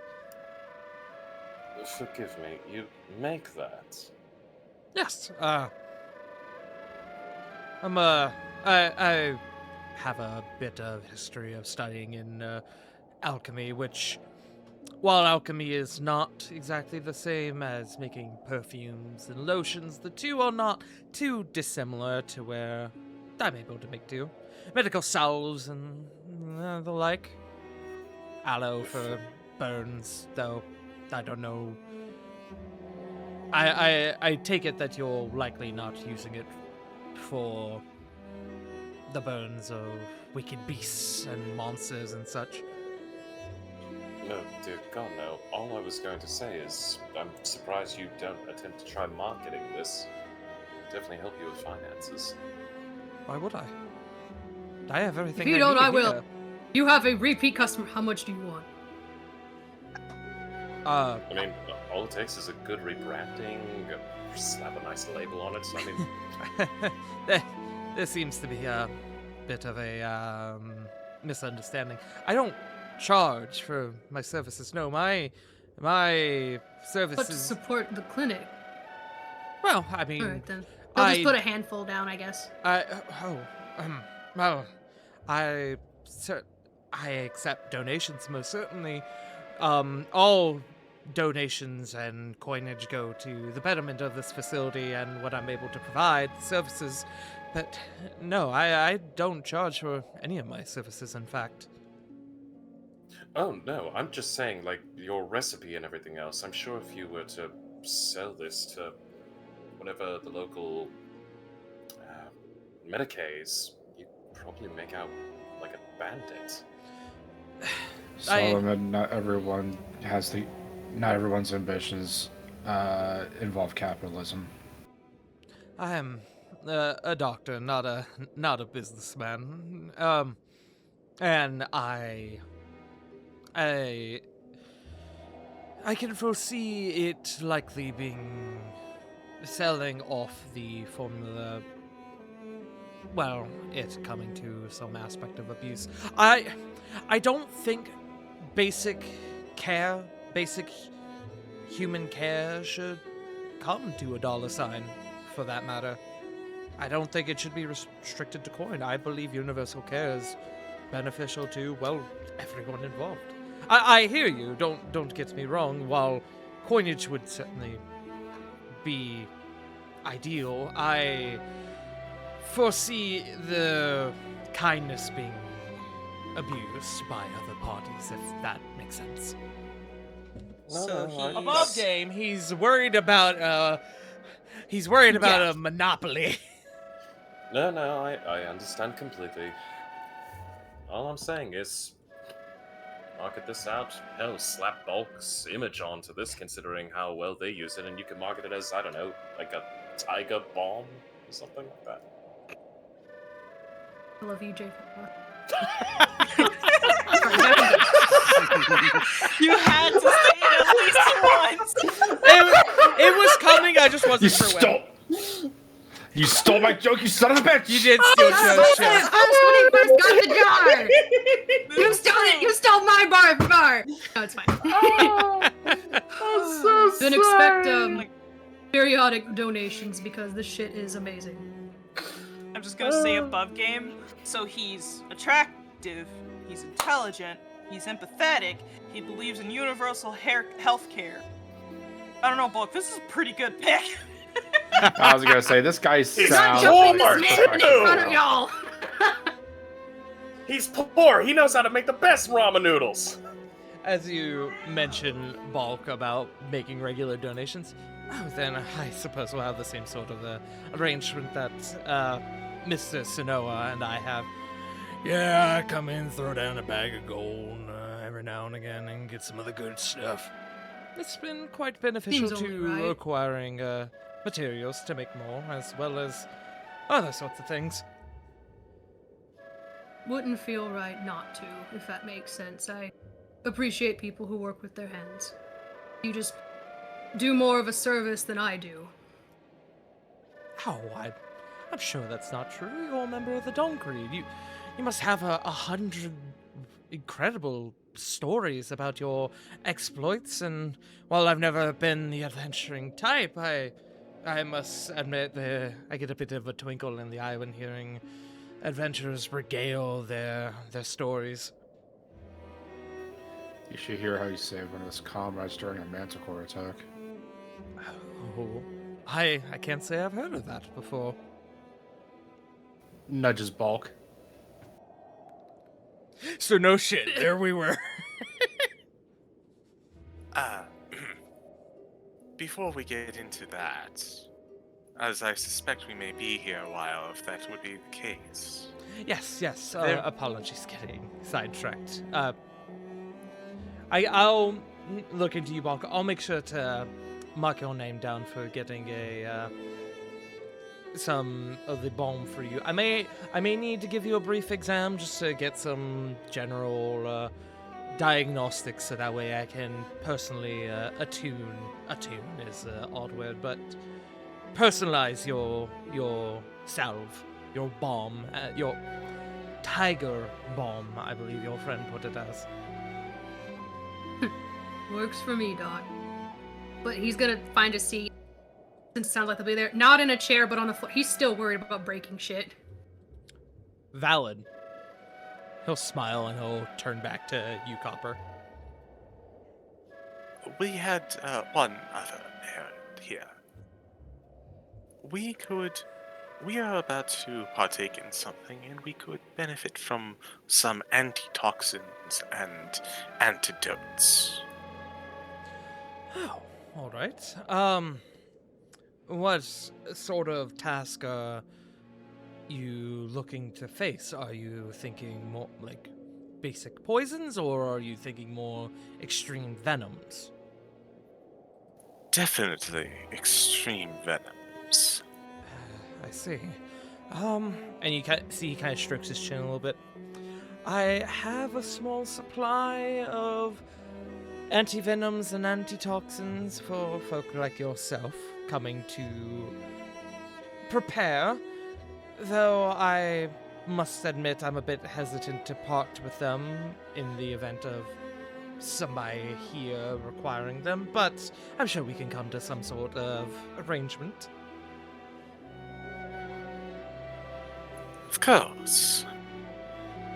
Perhaps either some donations or perhaps rent to use. Either would suffice, frankly. Or if, I guess you could even say in the event that you don't need them, you could always bring them back as well. That would suffice as well. Let us go with that for now. Should we need them, we shall use them and we will compensate you naturally. Above game, you guys are going to get... I need to roll. How many does the doctor have? I got we're putting a down payment on antidotes. Oh, sick. Max roll. You guys are going to get 6 vials of antitoxin. Nice. One for each of us. Yes. You Well, do. one short Woo! if you include your NPC friend, but that's neither here nor there. I will put this in-game, but this is basic antitoxin. You drink it for an hour, you have advantage on saving throws against poison for 1 hour. Understood.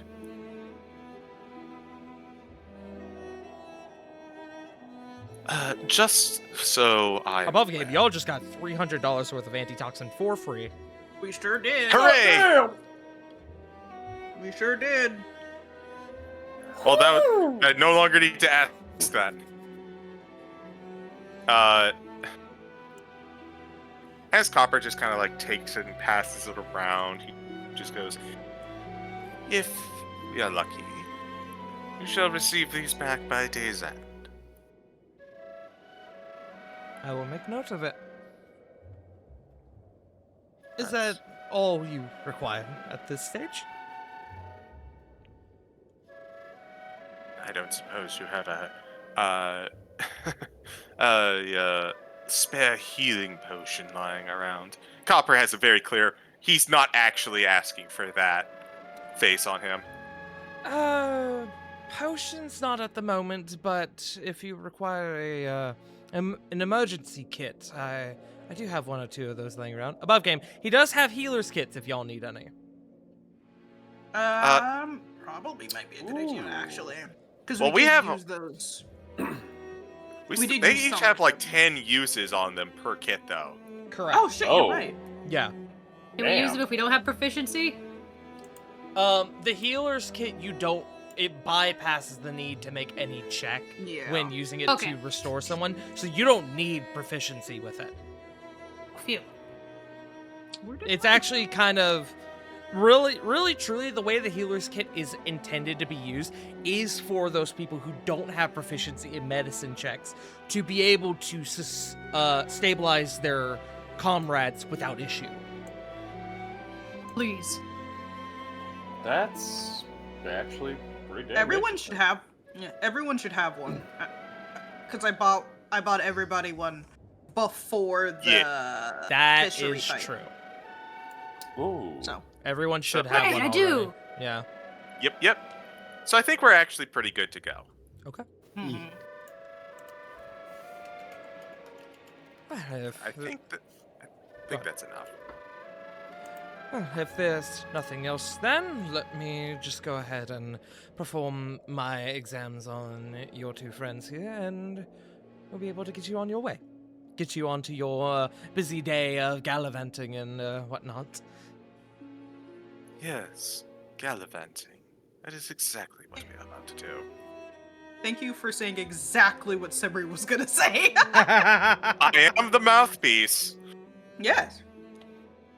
He'll first go over to Gelman, and he'll spend a few minutes doing a proper exam over Gelman, kind of noticing some of the healing wounds and some of them that have been healed from rest and magical means, potions and spells and whatnot.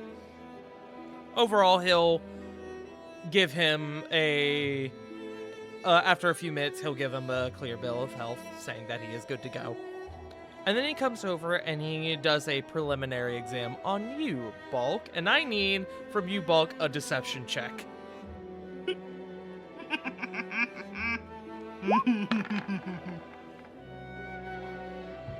12. That nat Pretty one good. was Lumen. Saw it! I was so scared. I was like, oh no, don't fuck me, dice, please. That I did see that nat Not one before the professor. Lumen as well. You did not beat him. I teased. You did not beat him on his check, which was a 13 for his passive insight. No, I'm sorry. Yes, 13 His heartbeat on and his his blood passive pressure a insight. little elevated. It's fine.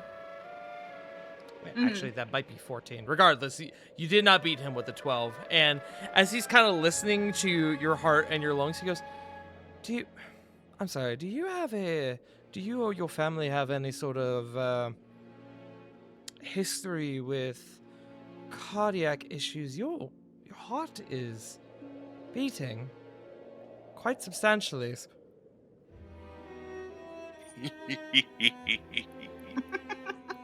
Not that I'm aware Tart of. slowly sips his Dr. Pepper. So I've never asked, if I'm honest. Huh. Well, it's likely nothing, but maybe just take it easy for a little bit, and next time I see you, I'll take a listen to it again and make sure it isn't remaining. If it does, we may need to consider some sort of maybe a short stint of medication to help quell it, but it is likely nothing. Or the expert. I like to think so. You'd be surprised how many people in Blackwall like to qualify themselves as doctors. Had a man come in here the other day and say that he fell down some stairs and he had 3 broken ribs. And he said he was fine. Little did he know. Shit. Nope. The only thing I can tell you is blood should stay inside, and that's about it. Well, I suppose you're not wrong about that, for what it matters.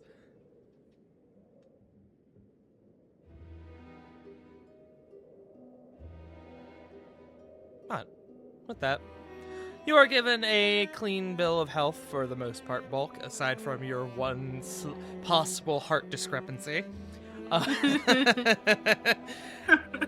And he... Man, that's so weird, guys. Yeah. He does inform you that he'll have a personalized batch of this salve for you in about 3 days' time. So, make note of that. Will do.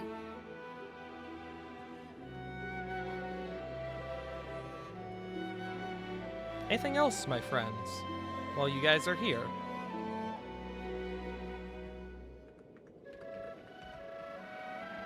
Don't think so. Yeah, no, don't think so. Nope. Well, I got nothing. Russell. Apparently we're getting a sneak peek at the new Mario movie. Yeah. Alrighty. Well, if that is the case,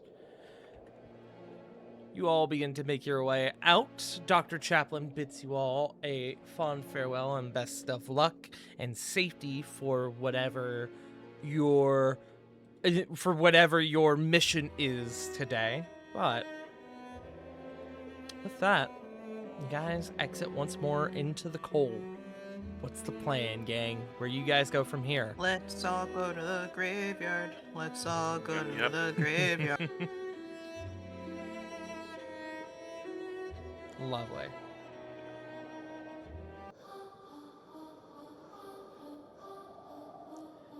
You all head out. You head north, making your way alongside black walls, titular walls, combing through the outer borough. Eventually,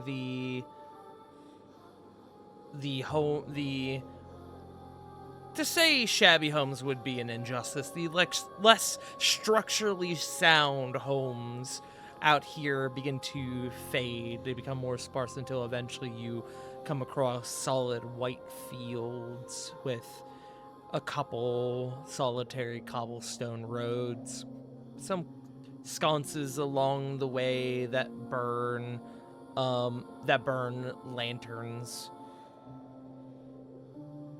There are arcane fire lanterns. You guys continue onward, and I am just looking for something real quick. Fun fact, did you know that there's lyrics to the city version of I Want to Live from Baldur's Gate? Because I didn't. Yes. No one says words in that version. The version that I'm listening to, that is the version without lyrics.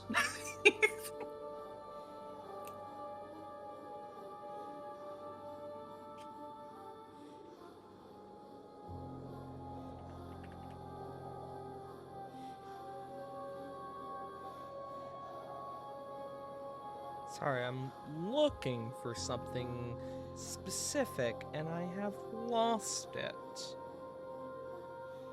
This will take just a moment. Gone forever. It is gone forever, it would seem.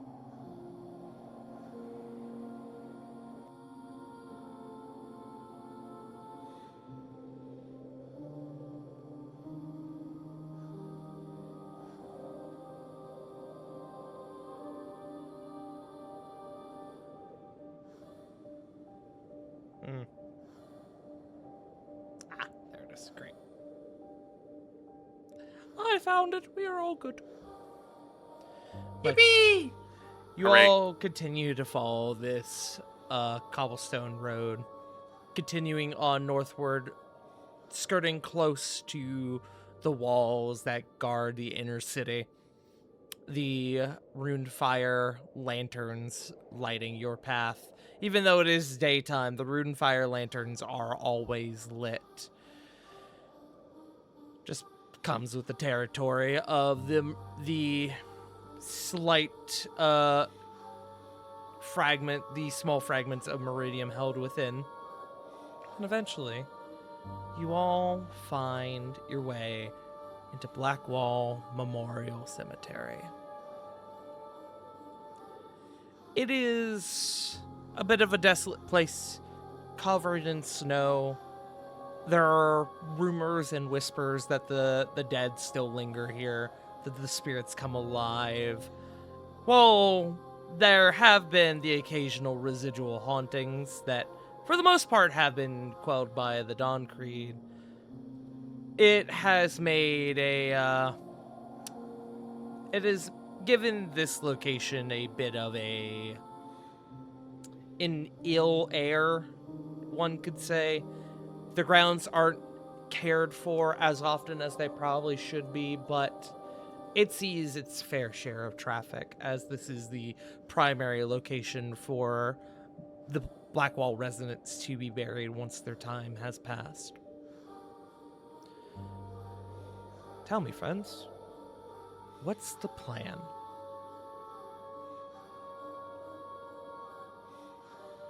Glare at all That the was a good headstones, checking for ghosts. Looking for ghosts, okay. Piss off, ghost! Piss off, ghost! Copper would like to look for the sword with the garnet hilt, the one dropped by the Salvador. Yeah. Okay. I would like to help. Okay. Everyone, go ahead and start making investigation checks for me. This is going to be a group investigation check. Yippee. I'll roll for Gelman on my end. Yeah, nat 20! Nice! Let's go, Copper! 19. 14. 19! A Let's go. 13 from Gelman. I am missing Solomon and Bulk for these investigation checks. Bulk just had to dip for a second. Just Okay. a quick second. No worries. I still need one Roll from for Bulk. Solomon.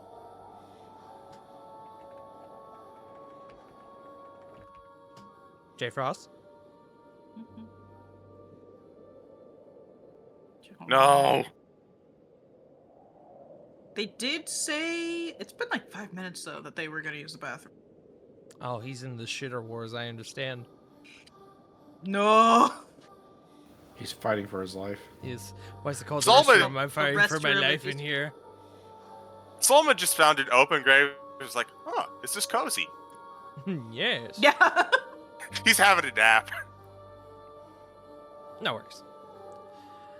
You guys begin You know, to... That's with the disorder. Glad you like that gift. I'm sending that gift to Farron right now. Good. You guys, the grounds are quite substantial, so it does take a bit of an extended period to comb thoroughly, especially if you guys are remaining together as a group. If you guys are splitting up a bit more and spreading out, either it be in teams of 2 or teams of 2 or 3, breaking it in half, going solo, it does make a difference into how you are investigating these grounds, but for the most part, it does take a bit of time because there is quite a bit of ground to cover, especially because you guys really don't fully know what you're looking for exactly. You know, clearly Rook Ashford either was here or is here, but regardless, Pact and Copper, because I know you two are helping each other. While you do not have any luck finding the sword as of yet, you do find a particular gravestone. One that you both would recognize the name emblazoned upon it. Clara Brothwaite. I'll give that to y'all here. Okay. Copper, go ahead and make me a history check for me, please.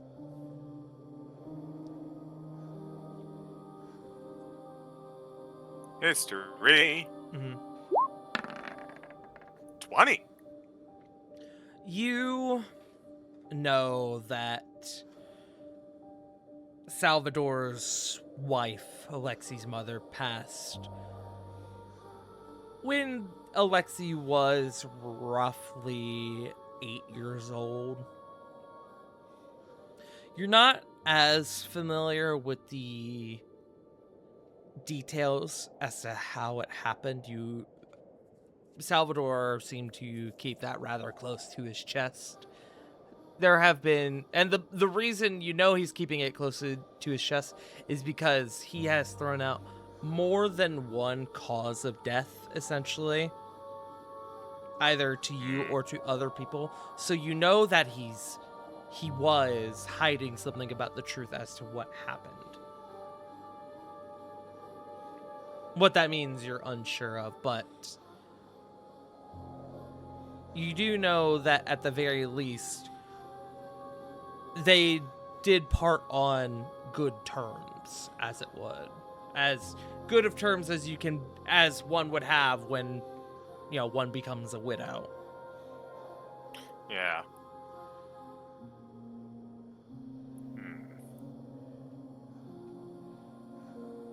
This is probably where I would imagine Salvador gravitated to, even absent-mindedly.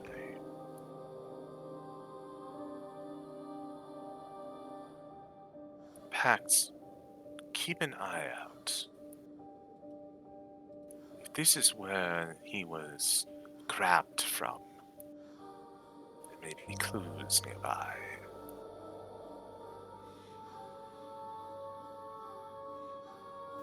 Pact will nod and mostly just keep an eye out.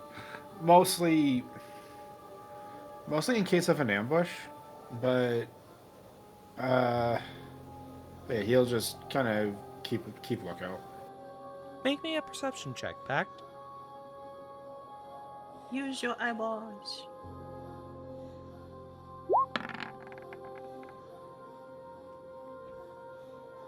25. 25. Hot damn. Nice. Pact, With them. you are keeping an eye out, and while the snow is certainly coming down in small flurries, you are still able to pick up on something that's a little outside of the normal. As they're kind of looking around, on the nearby road, the cobblestone road, amongst the light layering of snow, you see what looks like drag marks in the snow. At first, it could be seen as regular foot traffic, but it's a bit broader and more intense. He would like to investigate the drag marks. He'll just kind of like tap Copper on the shoulder, and just motion to follow. He will follow wordlessly. As you both go over and you start investigating this set of marks, you quickly realize it carries on a substantial distance. It is, for all intents and purposes, it is a trail. You guys can go ahead and inform the group in its entirety as to this discovery, or you are welcome to investigate it yourselves prior to doing so. It's up to you. Not splitting the party sounds like a good idea to me. Uh-huh. Yeah. Okay. Then I will allow, as you all are made aware of this discovery, I would like a group survival check. Sit still. That's not right. 13? Not bad. 10. 20. Let's That's go, alright. Pact. Ooh. 20.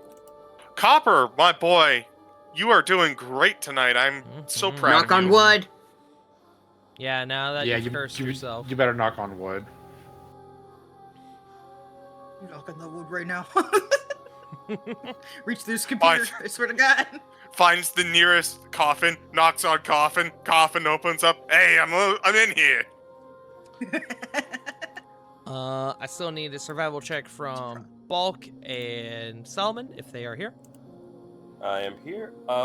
Question, my good sir. Mm-hmm. While we're in the graveyard, would I be able to ritually cast a spell? 17. Sure. It's Go almost a ahead. nat 20. Fuck. I know, I watched it tease you again.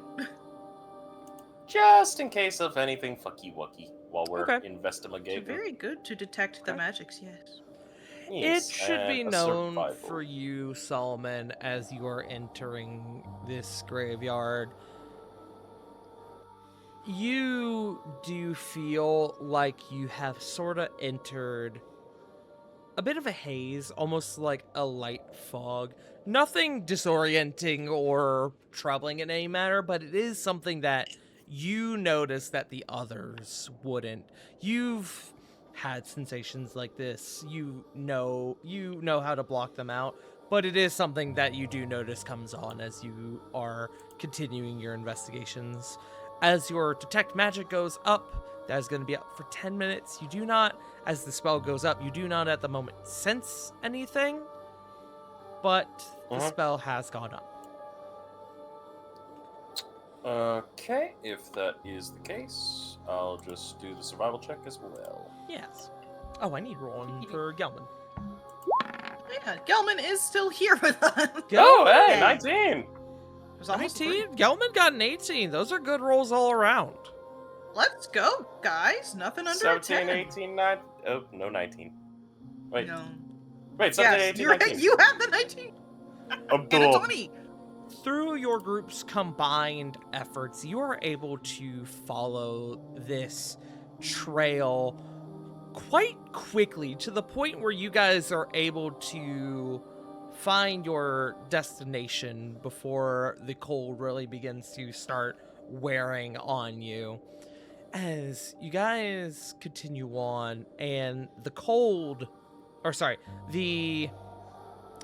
trail brings you to what appears to be a mausoleum. A mausoleum that is made of black stone.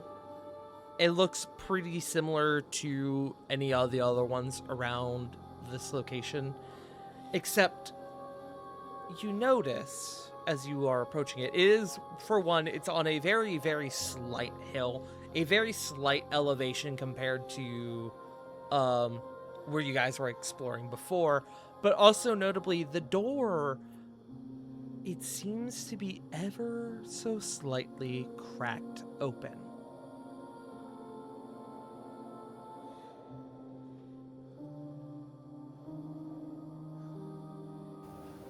Above game, that's bait, right? Yeah, I was gonna say Simri's gonna The bait glows. look at it. I know, right? Simri's gonna look at the group and just say, This feels like a trap to everyone else, right? Oh no, for sure. It feels too obvious to be unnoticeable. Solomon, notably, you do not sense any magic. However, there is a welling in your stomach that is beginning to react to something from the deep inside the structure before you. There is something unnatural down there.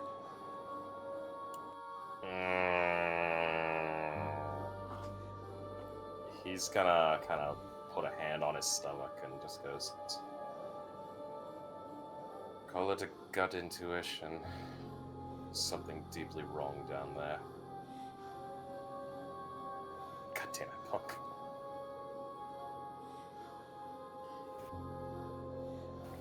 Well, at least we know we're in the right spot.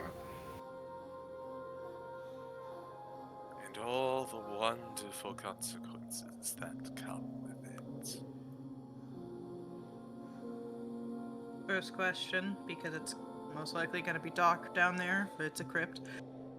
Raise your hand if you can't see in the dark. I'm trying to remember.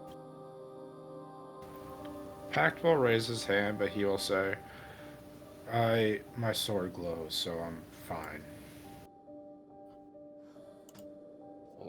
I normally can't see, however.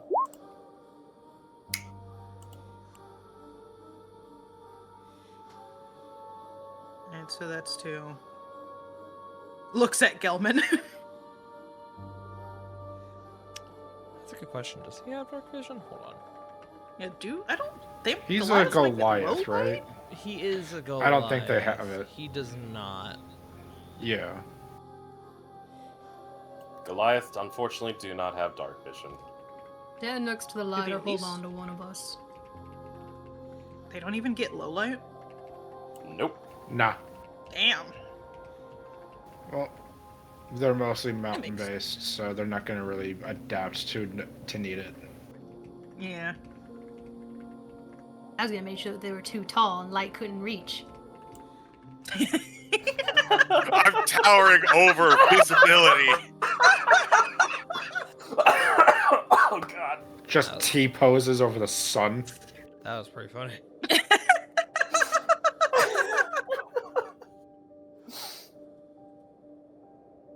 Who the fuck's up on a mountain in the dark? Dwarves, apparently. No, they're in the mountain. Oh, you beat me to it. I'm chewing my sandwich. All right, friends. What's the plan? Yeah, I don't want. Checking for traps. Like, getting closer towards the door and checking for traps. Yes. Okay. I wanted to peek my funny eyeball inside after. Okay. Simmery, investigation check. Do I have advantage? Why would you have advantage, my friend? Pact, are you helping? If you're, like... please remind me, you said your funny eyeball, is that like a class ability? No, that's just me looking inside. She's looking for traps. I just... Yeah, looking I for would traps. like to I just say funny eyeballs because I have dark vision. Fair enough. Yeah, I'm gonna help. Go ahead and roll with advantage. I almost hit the wrong thing. Investigation. Wow, what the fuck? That was 17. weird. They played leapfrog. What? They did do well. That was funny. I didn't know that was possible. That implies that the dice have some sort of 3D space. I'm thinking too much into it. I'm thinking too much about the inner workings of the dice mechanic here on Roll20, but regardless. Simmery. The screen's the table. Simmery. The door is not trapped, or at the very least, if it was, it has been long since disabled. Peering into, you kind of open the door up a slightly more. The door is not super heavy, but it is definitely a bit bulky. It does take a little bit of effort from you. You have to use both hands. And you peer down into darkness as there is a stairwell that does seem to go down. I agree. That's what I hear downstairs. Darling. Push to talk, please. J Frost. J Frost. Frost. What the fuck is wrong with my internet? Hello? Hey, buddy. Oh. It's not your happened? internet. We're We hearing can stuff. hear the video you're I know. watching. I know. Honey, please, you could show me this later. Thank you. Bye. Just push to talk, please. That's all I need. No, My it's okay. apologies, it's been a while. No, it's okay. You peer down into the darkness, and it seems to go not super, super far. You do see a landing that goes down maybe 15, 20 feet into what you presume to be some sort of structure beneath the mausoleum, perhaps catacombs or some other larger grave of sorts. Okay.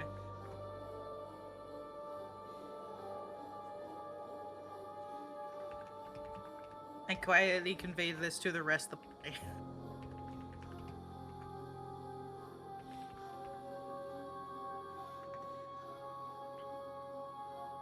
That's the plan, gang. You heading on down?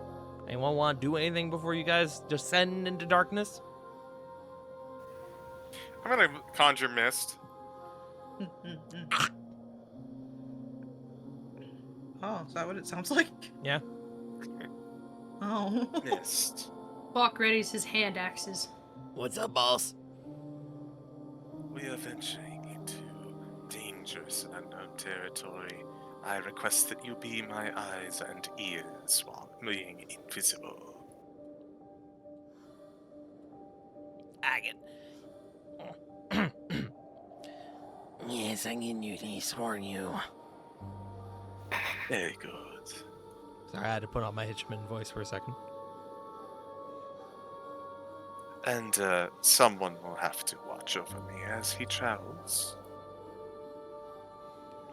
But for all intents and purposes, gonna have Mist leading the pack. Okay. Smart. Okay. I take it that you Pac would send... like to. Go ahead. Nothing really big. Pac would just enter cautiously, but he would ignite his sword to shed light. I think it's 30 feet? I do believe it is 30 feet.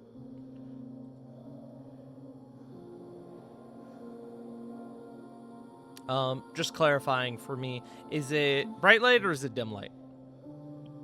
Bright light, 15-foot radius. Dim light, 15 feet as well. Excellent. And Solomon also has the light spell on, which does matter. Hold on. Sorry, I'm totally not doing things on my end. Smile. Definitely not what's happening right now. I thought I had a... Hold on.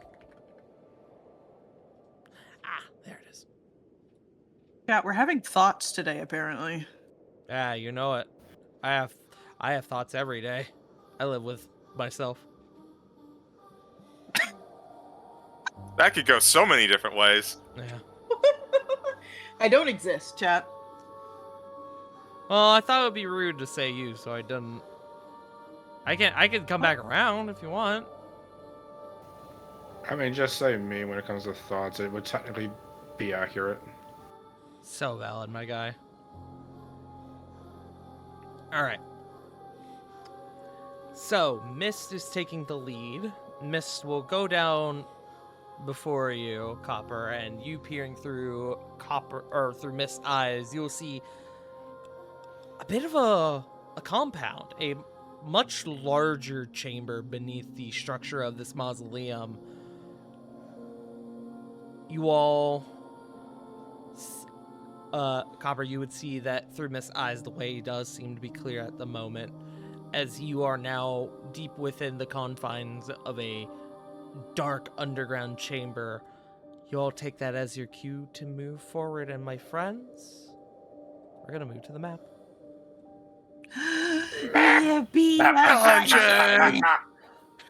Dungeon! Blackwall Catacombs.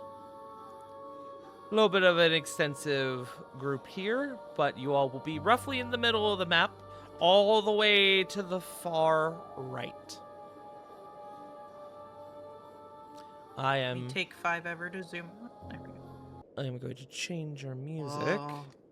You guys are able to Ooh. exit the cold, and I am just looking for one thing real quick here. Cool. And we have control over our tokens. Let's go. You sure do.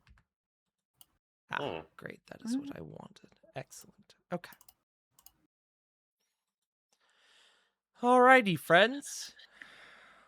As we get into this, I would like for everyone to hear in but a moment to go ahead and, for the sake of exploration, roll me initiative, my friends. Oh boy. 9. 9. 16. No, I got rid of my initiative counter. Fuck. Oh shit. 9. It's up on our screen. Or sorry, not the initiative counter. My initiative 20 marker. That's 20! Yeah. Finally! Send the wizard in first. Yes, nothing Rolling well. Send the ghost-eating wizard first. Nothing will go wrong. Oh, good. Ravad got to go first this time. This will work out well. Hey, it's Art. Hey, what's up? Wait. Mostly just because of dexterity scores. Could you put Pact above Copper? Yes, I am just organizing it at this moment. Thank you. And then I'm just making sure I got all my stuff here.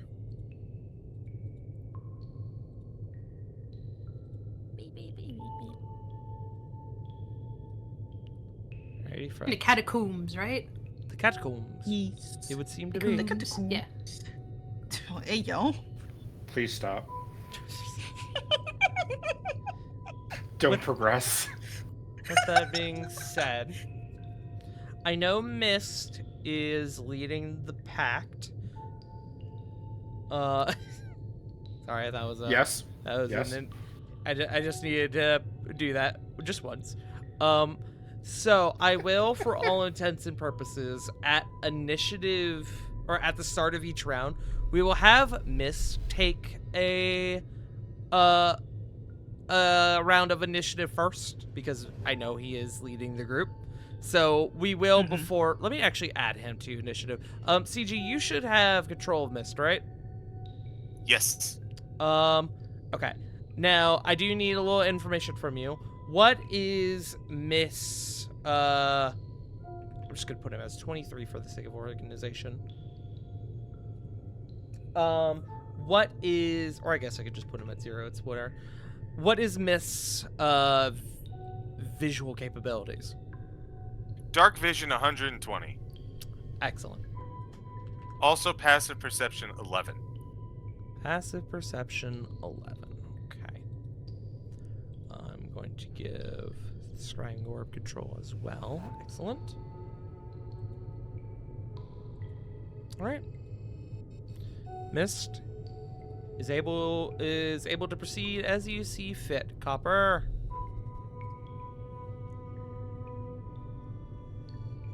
As you descend these stairs deeper into the structure, it is vastly dark down here. You do see along the walls what appear to be remains that are part of the structure as well as have been laid here to rest. You see skulls and other bones embedded in the walls. 4 large pillars rise up in this chamber holding the ceiling up, which the ceiling at the bottommost level here, the ceiling goes up to about a full 20 feet, roughly. You get the impression that it's no more than a couple of feet from the ceiling to the outer ground level, if that makes sense. Huh? Mist, you look around, you see that there's a door to the south, a door to the north, and a door to the west.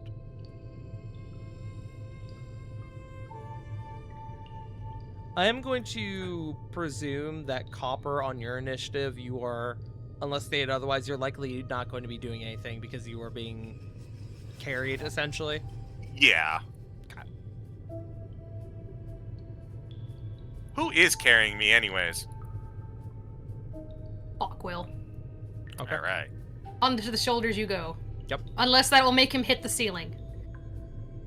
No, How high the ceilings are. Yeah, he's small. I'd say he'd be fine. 20. All right. Then with that, I will bring y'all to Solomon.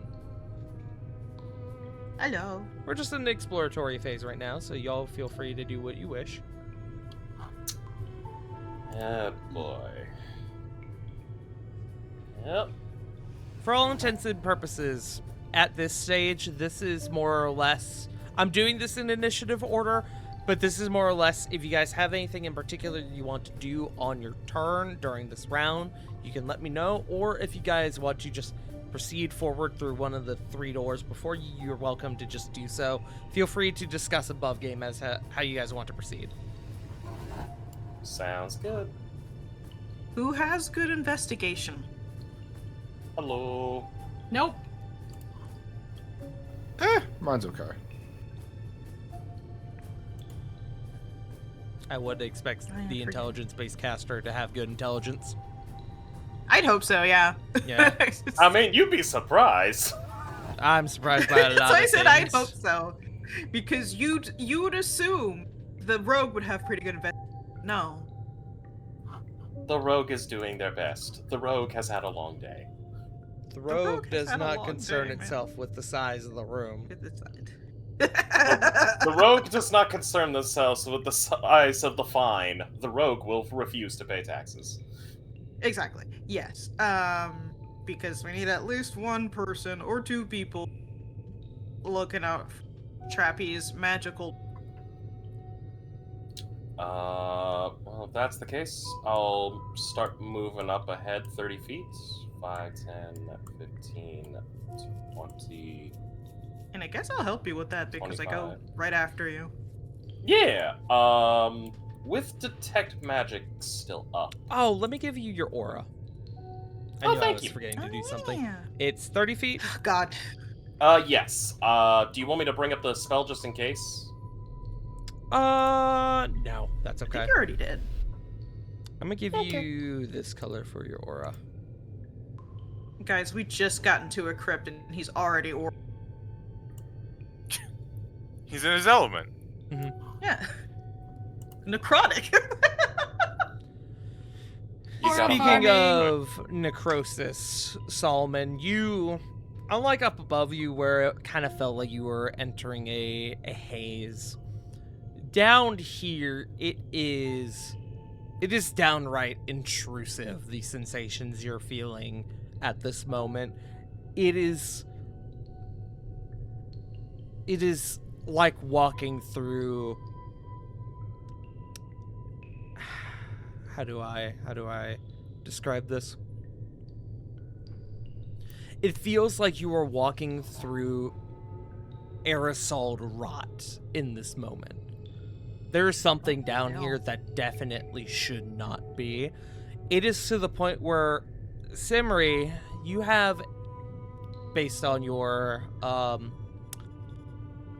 uniqueness, smile, you also have a bit of a attunement to necrotic sensations, and even you can feel the hair standing up on the back of your neck just a little bit. Ugh. Is it kind of like how like an animal would like you deal with like a rat or something that died in the walls or the vents of your house, and then just like the smell permeates? For reference,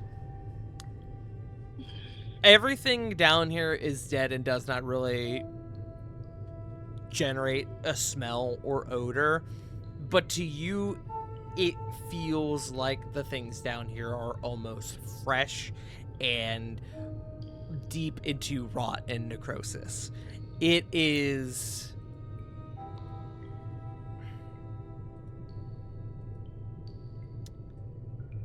Imagine you're walking through stew. Bad, old, rotten stew. Yeah.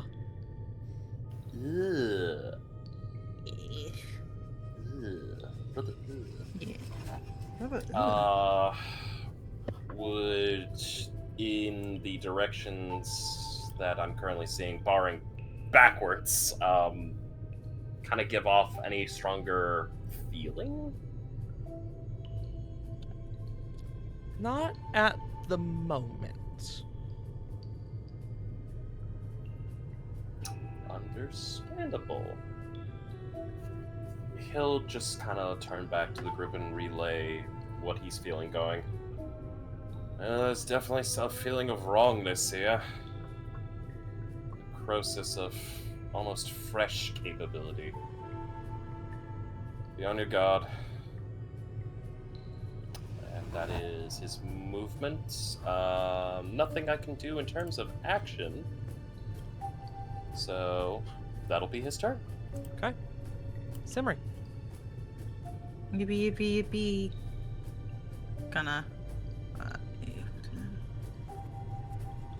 25, 30. And again, you are not required to use any sort of action economy on this. If you just want to move just to keep up, you are welcome to do so and, forego the rest of your turn. But this is just kind of giving y'all a bit of a moment to, if you wish to do something, you are welcome to do so. Yeah. Otherwise, you can just move and succeed the rest of your turn. Actually, I'm realizing, J. Frost, it would probably be easier for you to assist me on investing. What's your investigation score?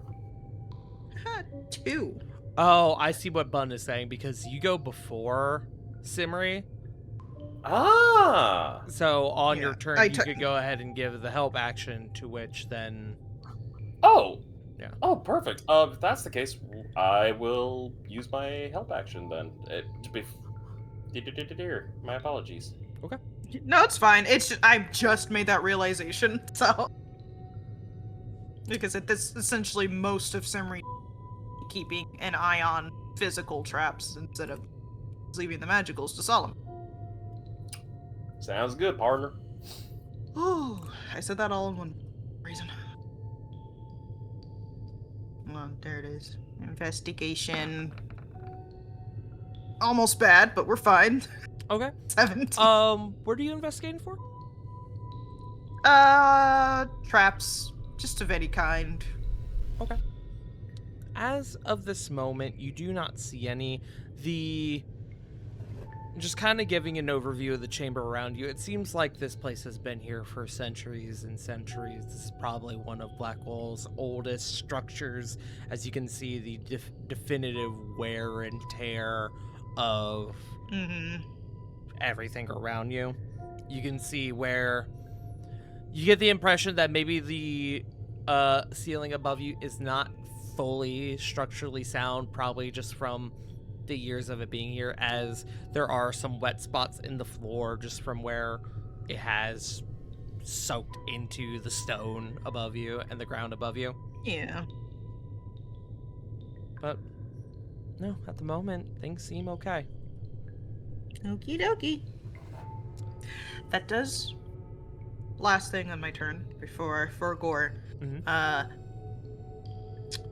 Let me... It's a d6. I don't have to do anything else. Funny mental brain link. Oh, it almost gave me 6 hours. 2 hours. Okay.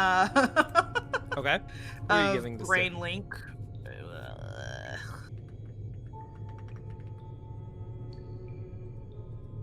Act and... Wait, this makes more sense. Bulk. Pack and bulk. Okay. Sorry, I gave Solomon the brain for concentration, and then I realized the brain makes way more sense for you. It's okay. I want something to Giving mark. us what now? You now have brain linkage. Okay. I'm currently Keeping trying the to marshals find something aware. for concentration. We're connected to the Bluetooth. Yeah. You guys hear the connected noise in your head. There we go. And then, so, bulk, brain, packed, brain. Is that your turn, Simri? Yes. Okay. We move on to Lath. Lath, I see that you have moved already. Do you not have much for this turn at the moment? Nope. Okay. You continue on forward, rejoin the rest of your group, and we go to Copper. Sorry, Copper, you're Copper tied is. to me. Oh, Yeah. yeah. So, for all intents and purposes, you go to Pact. Oh, wait, I'm sorry. Hold on. Pact was supposed to be before Copper. Oh, because I reorganized it again. Hold on. Let me fix that. Mm-hmm. There we go. Fixed. It's all good. Yes, it is your turn, Pact. I'd like to move up 30 and diligently check for any kind of traps going forward. Okay. Make me an investigation trap. Investigation check for traps. 16. Much as Simri was able to deduce, this place does not seem, at least this chamber, does not seem trapped. I have a question. Mm-hmm. With the mental link, would I technically be able to give somebody aid with something like investigation or perception? Because I could talk to them in their head? I would say yes, but I would say that it really would depend on if you yourself also make that check and relay the results of your check to them. Okay. And it's just a thought that popped in my head, and I was like, oh, why? Mm-hmm. All right. Okay. Pact, I see you moving for the southern door. Yeah, just investigating the southern door. Mostly just to see if I... It's a long shot, but see if I hear anything. Yeah, why don't you make me a perception check?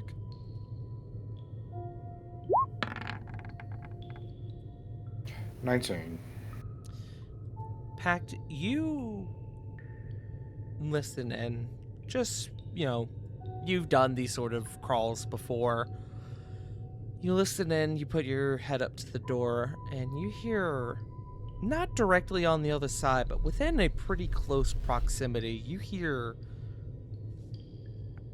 It's odd. It's almost like a gurgle, but it's also like a clicking, like of a large insect.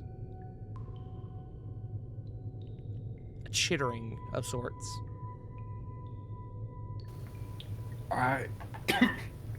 Excuse me.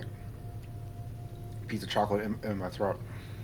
I relay to Bulk and Simri via mental link about the chittering. Okay. Don't like that. Is that your turn, Pact?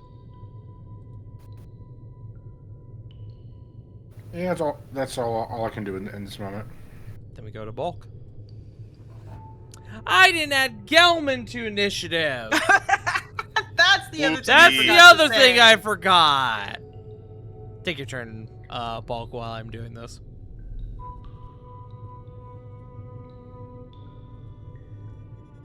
Let's see. You'll investigate. Wait, have we investigated this door?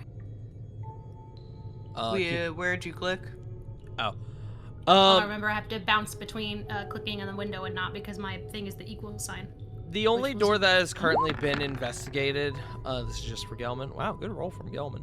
The only thing that has been investigated properly thus far is the southern door, to which Pact has just relayed to you and Simri that he hears some sort of noise on the other side. Can you group Copper with Bulk, or would that be hard? Let me find out, actually. Hold on. I can also just be diligent and move to follow. That is true. I know there's a way to do it. I just forget how to do it. Group. There we go. So now, yeah. Yippee! Oh, Nice. it didn't work. Okay, so maybe... Oh, I can do it because I have control of both tokens. Got you. I would need to give That's you okay. control We'll just be over... I would need to give you control over Copper's token for you to be able to do that. That's okay. we'll just keep an eye out. Okay. He'll investigate the other door then, or rather, help Copper, because I'm pretty sure he's better at investigation than Bot, but he can help him. Okay. Well, Copper can't see right now, Well, so you can help Mist. can use mist. Yeah. Help whoever looks at the door, frankly. Yeah. Copper can't Alright. answer the phone right now. Shut up. As for Gelman, he is going to move 30 feet down the stairs, and he is honestly just kind of on Overwatch at the moment. He's the backline defense, is what he's currently playing. Valid. Mm-hmm. Back to Mist. Follow box lead, I think. We'll roll an investigation using Mist stats, so it's really just a d20 with advantage. Okay. I am also for the terms for in terms of the round counter. While these rounds are not going to be 6 seconds. They're going to be a little extended just because you guys are in exploration phase. But it's not going to be anything crazy. It's probably going to be upwards of maybe like 30 seconds around. But I'm playing pretty loosely with the round counter on during this exploration. Understood.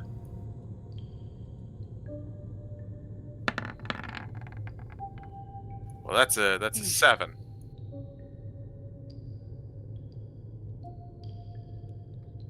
That's a heavy door. It's just unable to open it. Oh wait, were you trying to open it? I thought you were trying to listen. I'm sorry. No.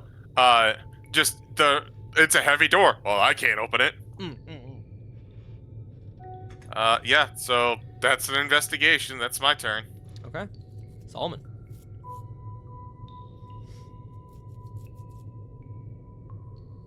Alright, upon hearing clicking noises and everything else, 5, 10, 15, 20, 25. I'll look to Pack and just go. Do we open it? Well, no. You'll call.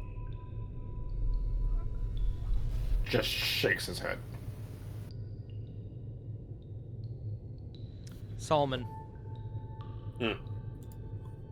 While you do not currently detect any magic, primarily because of the walls around you, you do... Your condition gives you almost like a compass of sorts in this moment. You detect something strange to the south.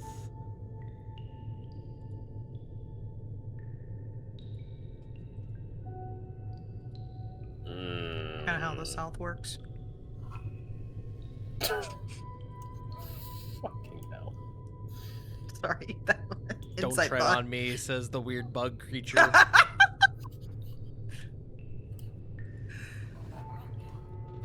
Need more, buddy. He's gonna go and look and just kind of mention to everybody. We have gut feelings coming from the south here.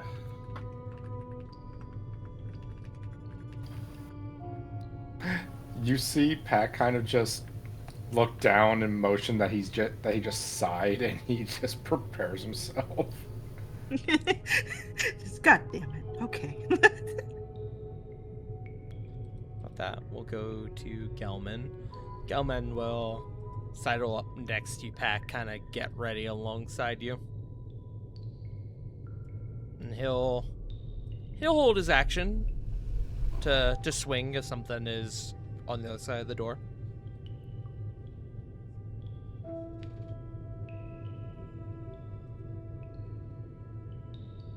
That will bring us to Simri.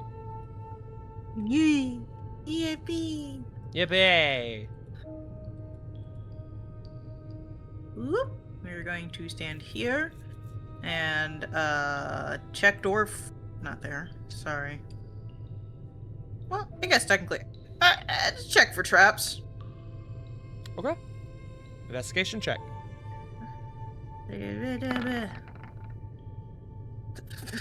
We're going down now. 14.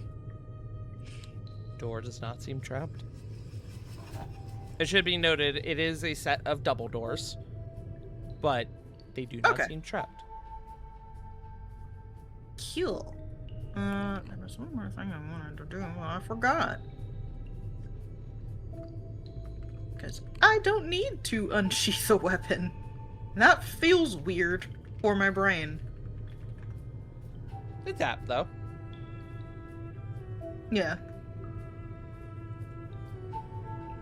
Also, I feel like if I just try and hold it, it'll just disappear because it doesn't stay around even when you throw it. But I guess it might.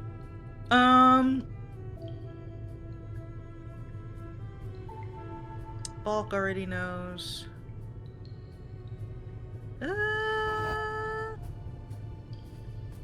After that, Simran will use the rest of her movement because I was 10, 15. Move over here behind Gelman, who is bigger.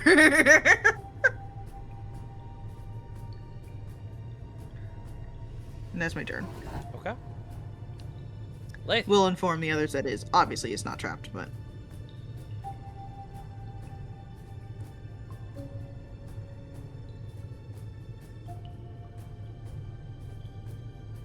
Oliver. Leith, Yes. it is your turn.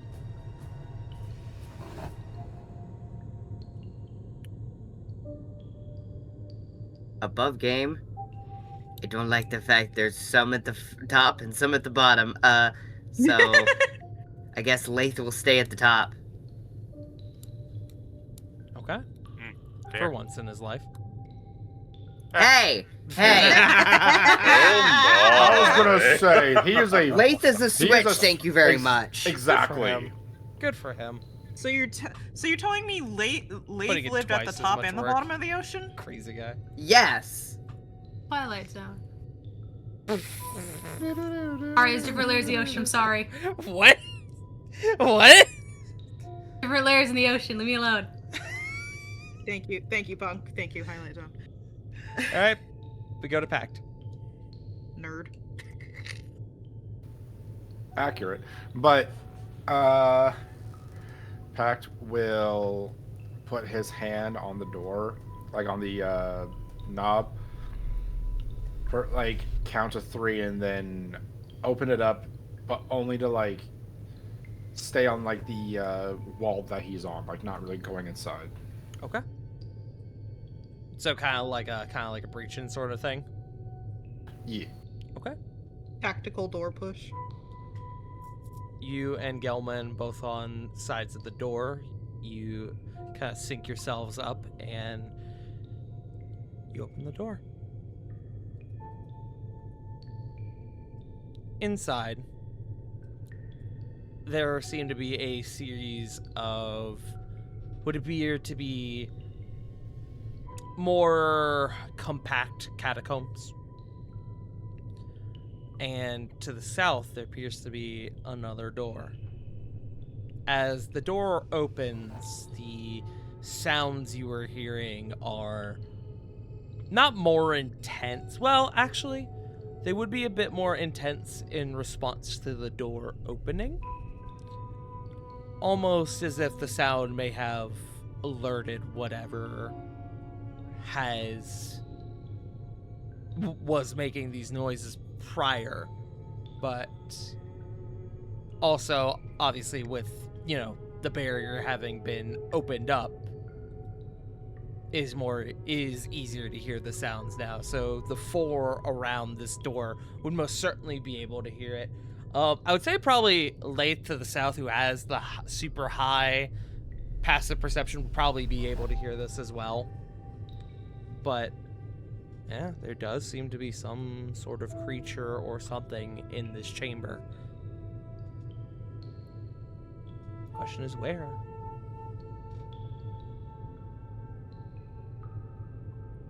Where? So Pac will like look towards Solomon and just kind of shrug, gesture his head towards the doorway, and just say, "I mean, do we go further then, since that's where your senses are taking you.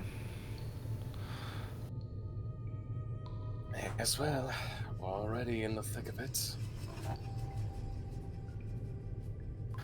I hate bugs. And he will progress forward. Okay.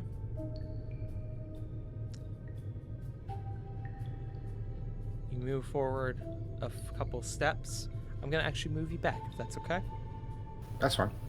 As you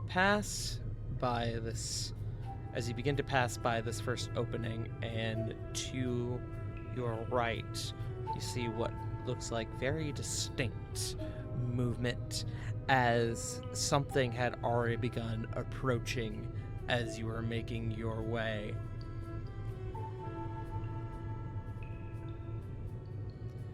Fuck that!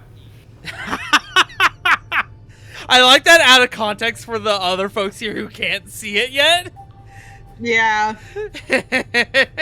I see the legs and I say, fuck that! I'm...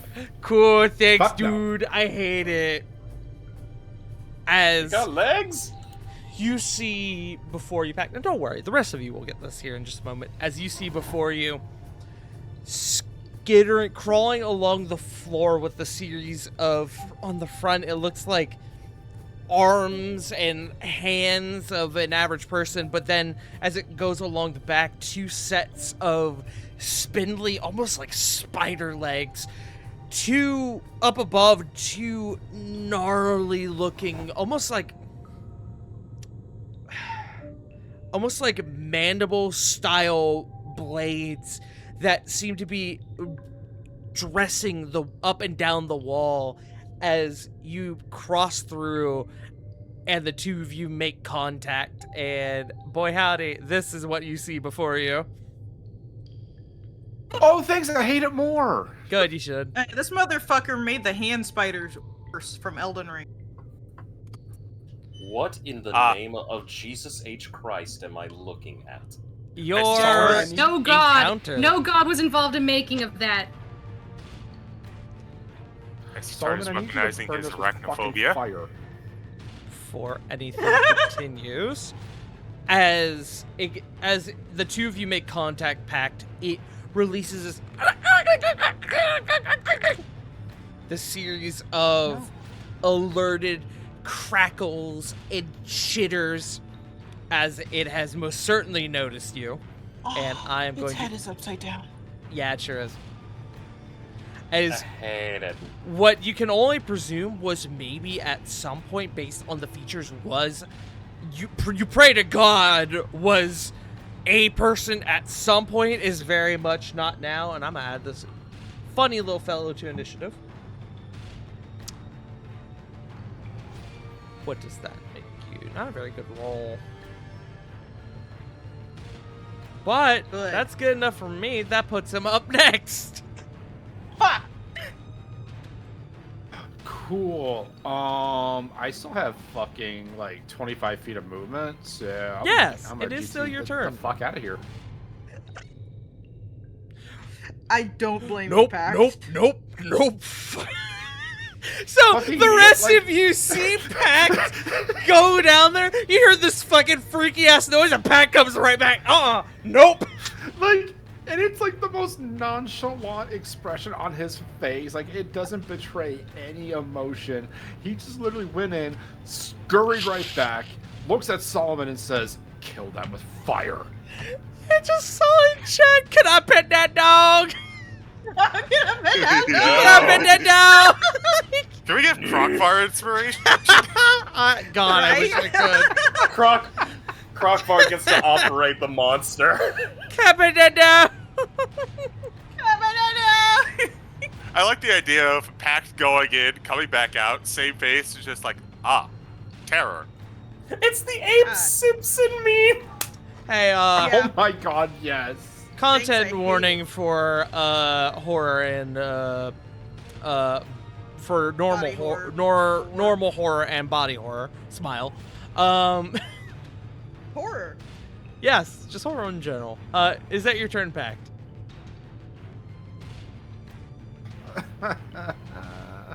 That sounds like it is to me. Okay, so I'm gonna end my turn by the door, and I'm gonna prep a dart to throw at it if it gets within line of sight. Okay. That brings us to Copper, who's currently astride Bulk's muscular shoulders. And that brings us to the He-Who funny fellow, who, like a scampering spider, scrambles out from within this catacomb here. And it sees the group of you, and Gelman goes, "Oh, what the fuck?" And Sembry just goes, "Motherfucker!" Yep. What? I can't see it. What does it look like? You don't want to know. Pact, go ahead and throw your dart. Oh. Too freaked out. Its movements are so erratic and unnatural, it genuinely makes it hard to track, and you think for a moment close quarters is probably going to be better in this situation, so you just stow the dart away and ready yourselves. And he is going to rush forward. He's going to go for the funny fellow he just saw as he... Oh, thank God I got agile parry. Let's see. Oh wait, no I don't. I didn't make an unarmed strike this turn. Fuck.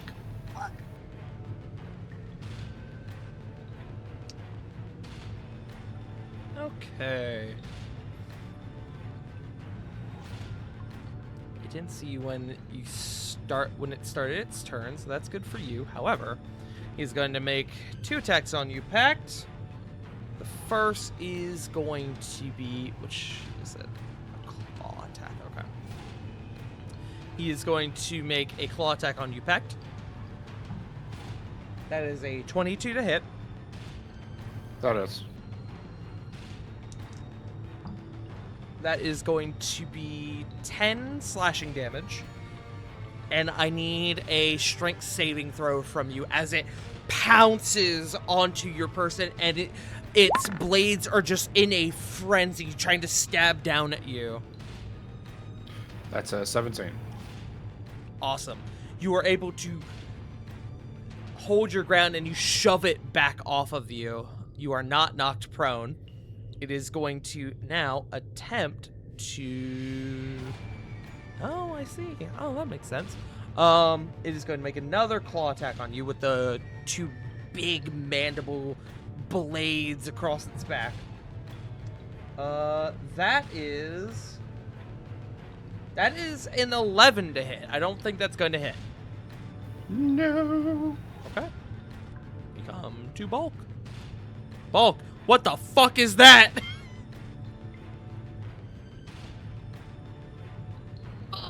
Some kind of demon shot out this awful thing. What the fuck? Here. Blue, take this one. And he'll pop Copper off his shoulders in front of him. Just get passed around like a football.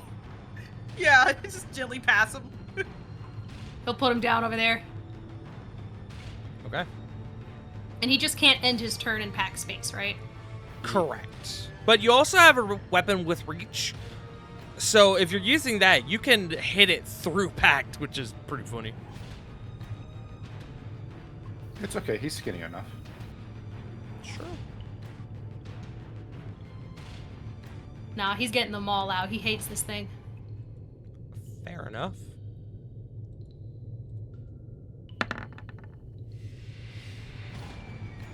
Soft 20? Soft 20 will hit. 7 bludgeoning. 7 bludgeoning. Okay.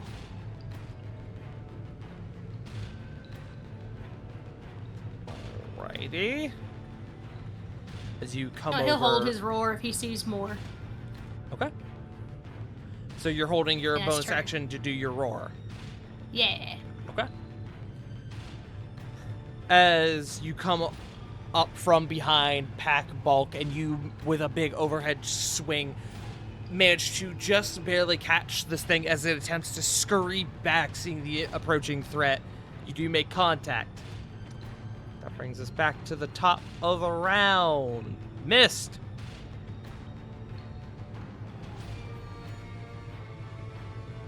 So, at this juncture, Copper, you now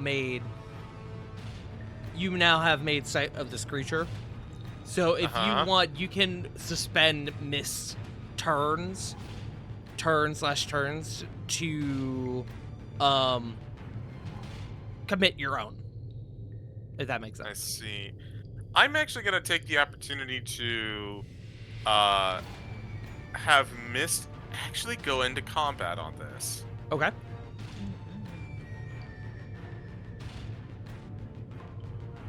Because he is fast enough to get flanking. Nice. And I want to try this out. And Mist is invisible currently, correct? Mist is invisible currently. Does that break invisibility, him doing, like, attacks or anything? I'll have to read it. Until it attacks or until its concentration ends. Got it. But he can just, at will, go back invisible later, so. Okay. But we're going for an attack. Yes. So this is with +5.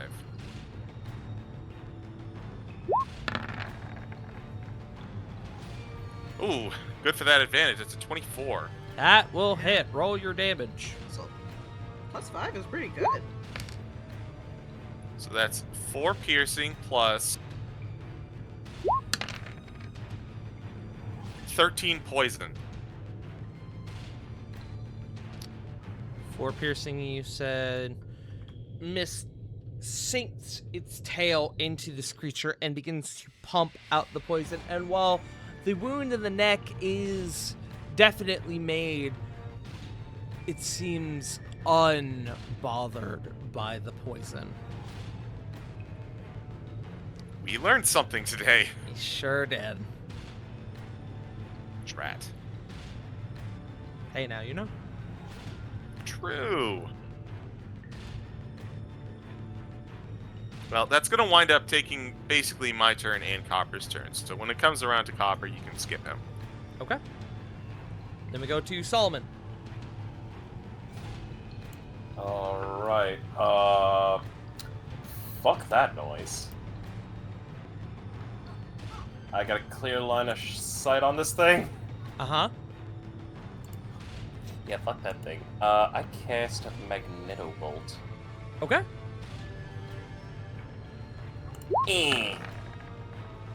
Hey! 25! That will hit. Roll your damage.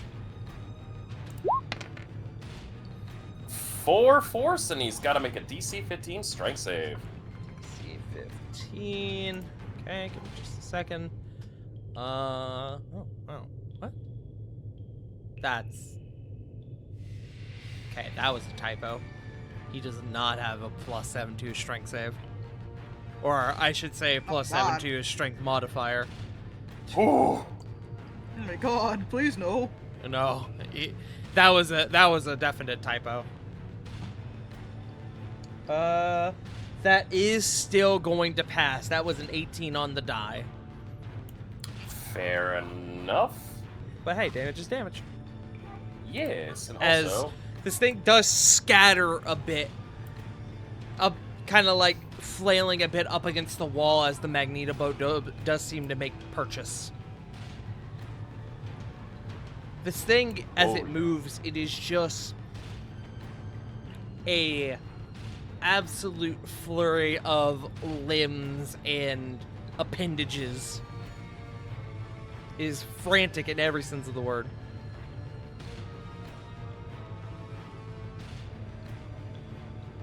Is that your turn? Yeah, that's everything, because fuck that. Before we get to Gelman's turn, having been alerted by the sound of ruckus, rounding the corner a little further down, is this he who funny fellow, who I will give y'all another handout for this funny fellow. As You don't have to. But I do. As he seems to be more humanoid than the one before him, at least in terms of general makeup, but you can see is made out of twisted flesh and honestly, the majority of his form seems to be made of that of arms and bone. Oh my god, he's got the Disney knees. Dead Turn Space it, looking motherfucker. I was about to say Yeah. Resident Evil, like 7, 8, and 9 looking motherfucker. No. Las Plagas. As it, Oh my god, yeah. one of the mandibles kind of pressed up against the wall, it rounds the corner, it sees the group, it goes, Don't do it. Don't do it.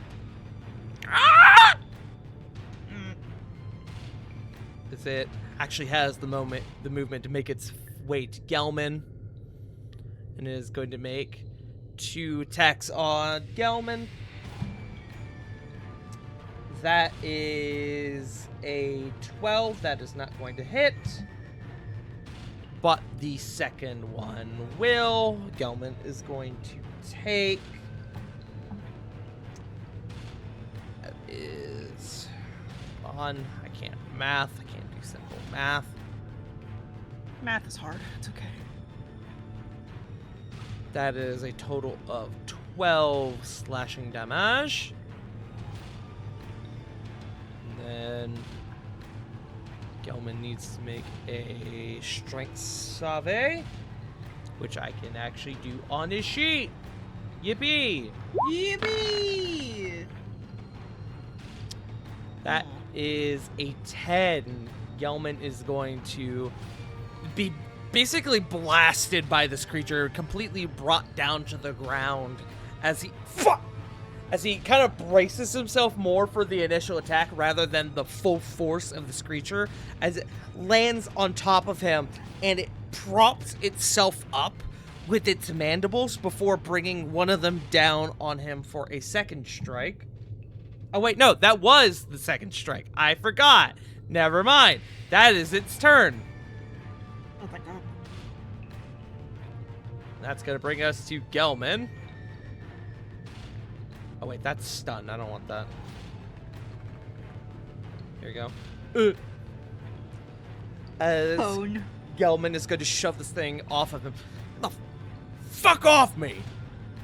And he's going to get up, and he is gonna swing on this boyo. He is actually going to start with 1. He's going to use his throw. Or, sorry, he's going to use his grab. A 14 does... 14 does not hit. He And keeps teasing natural 20s. it does. As he tries to get a hold of this thing, and it's with its mandibles, it's like almost like a praying mantis, like it's basically like begging him to come closer, and he fuck it, and he's just gonna swing on it. That's gonna hit. Ooh. He's gonna crack this thing across the jaw, and you see the head. You hear the sound of bone breaking, and the head cocks to the side and just sits there as the creature still.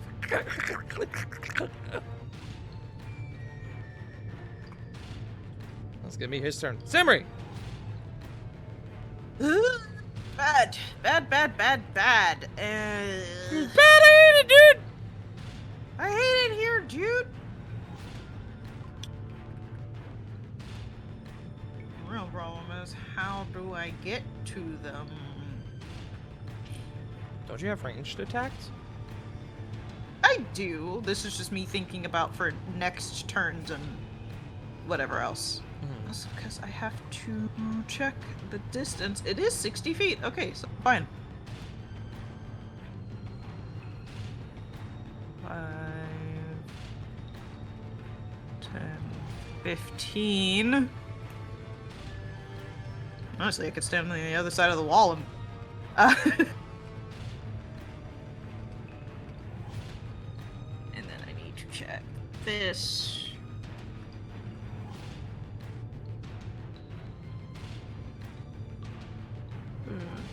Also, Solomon, it should be noted, Solomon and Simri, now that you are seeing these creatures for the first time, you're going, ah, that's what I was feeling. Good. Ah, I hate that's it. why bad. That's why. Ah, That's why it's yes. stinky. Crimes That's the against sneaky Reuniverse. Guys, I need you to know I've been playing on Foundry for my Monday game, so I almost tried to do the attack toggle that Foundry uses. It's not how that works. Yeah, we're gonna throw it at guy. Gelman is fighting.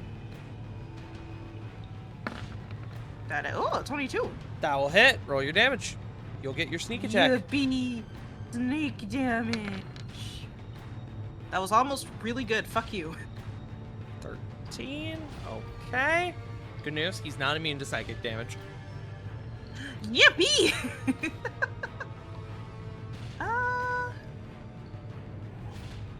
Okay, I might as well do it again. I always have. Let me turn off sneak.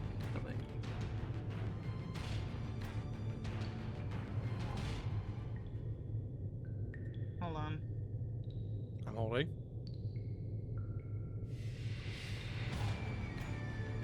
Yes, it is a bonus attack. I always forget if the secondary. When you make melee or ranged, yes. Yes. As a bonus action on the same turn. Just Yes. the damage die goes down.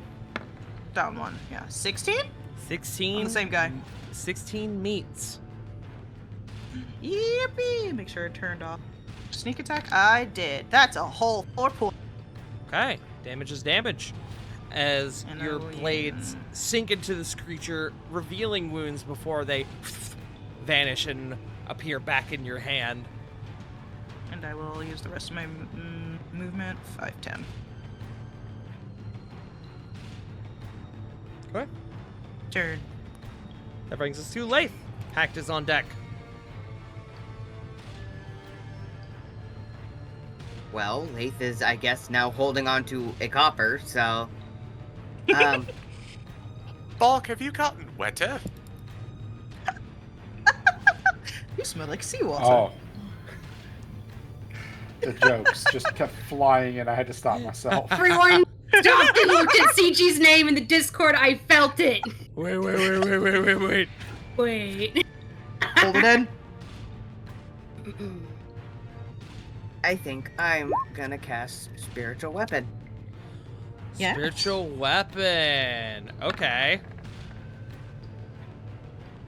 Up behind him. Did I make As a for what token weapon spiritual it is, weapon? I did. it's probably a mace. Okay. As a spectral mace forms up behind him. Now, I believe we said spiritual weapon does not gain the benefit of flanking, correct? Because it is not. Correct, because it is wait, not a creature. It's not a creature, and so it can't benefit from it, I believe. That It is can't correct. benefit from it, and folks can't benefit from it being on the other side. Correct. Yep. Okay.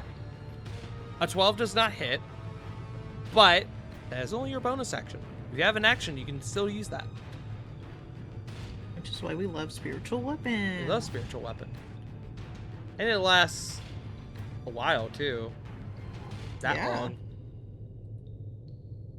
A minute, which is most of combat. I was about to say, in most circumstances, a whole combat. I don't think I have an action at this time. Okay. That was the biggest thing I wanted, was to get that out. Oh, yeah. Yeah, absolutely. There aren't a lot of bonus action We already used a bonus action. Never mind. You can move, maybe. I'm gonna stay up here because Copper is up here. Okay. And that brings us to Pact. Okay, so gonna take my fist with the claw on it and smack the fucking spider thingy. Do it.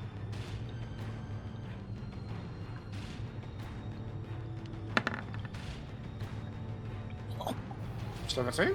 17 hits. 9 bludgeoning, and I'm going to bonus action smack it with the frickin' with the sword. Do it.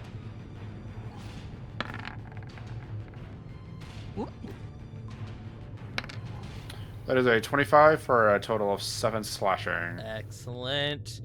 With your combined strikes, one of the mandibles on top of it actually snaps and is now kind of hanging limply, seemingly no under the creature's control, but it is still moving, it's still coming.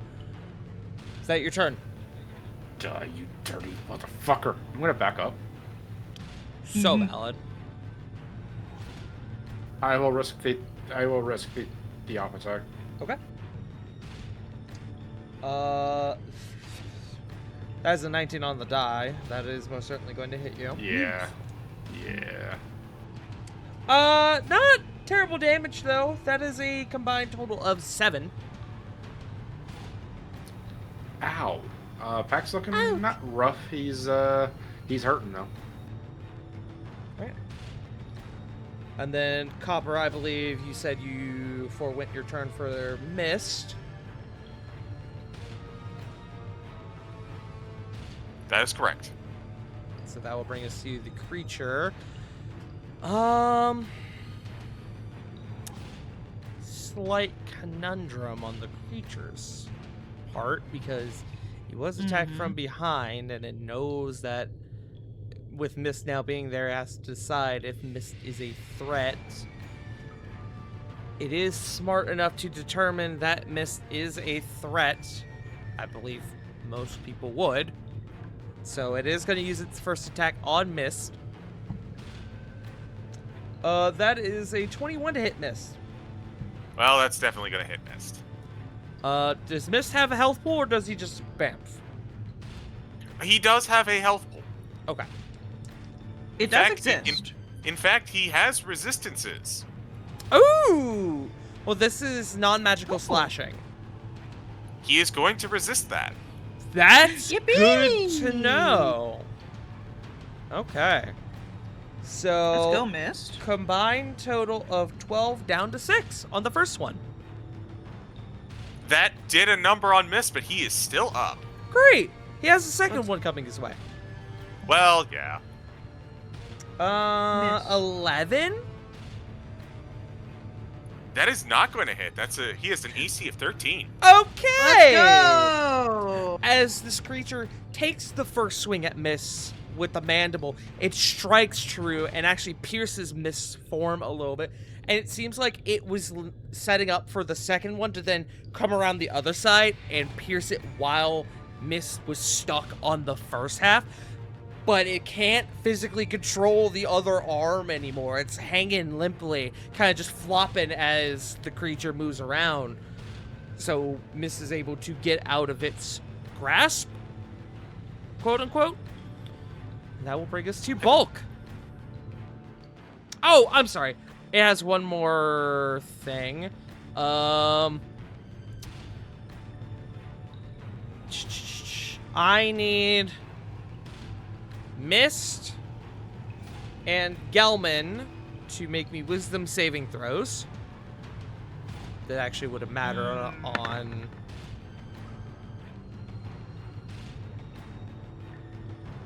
That's a 13 from Mist. Okay. Technically he would fail, but I'm not gonna go through the whole set of attacks again. But Mist is now stunned. Oh. Gelman.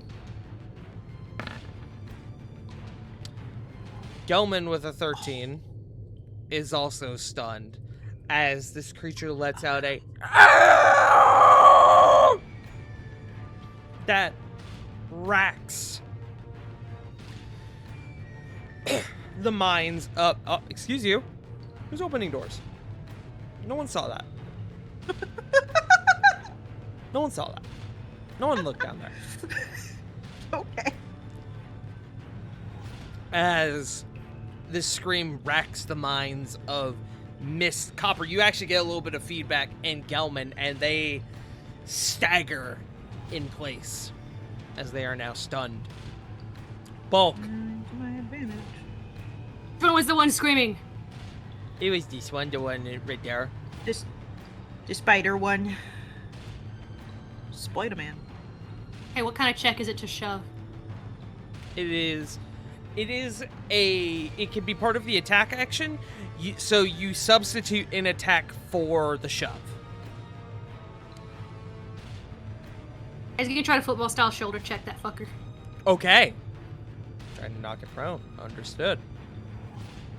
I'll need you to move closer to it.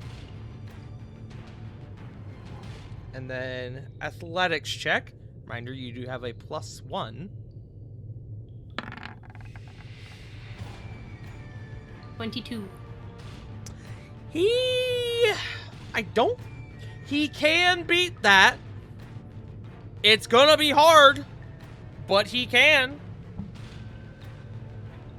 Oh my god. That is a dirty 20. God damn it. He almost did. But you are able to knock him prone. Yippee! As its scream is cut short by you shoulder checking this motherfucker. Is that your turn, Bulk? Oh, he still has his bonus action. He's going to rage. Okay. Excellent. Not his daunting roar, but he's going to roar back. How do you like it?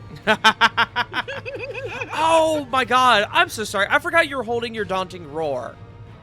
You're fine. He didn't want to. You're good. Okay. Alrighty. Is this the fucking flump again? Oh shit! Oh. No. God. Excellent. Suddenly, a bunch of multicolored lights are going to start flickering around him. Okay. And within 10 feet,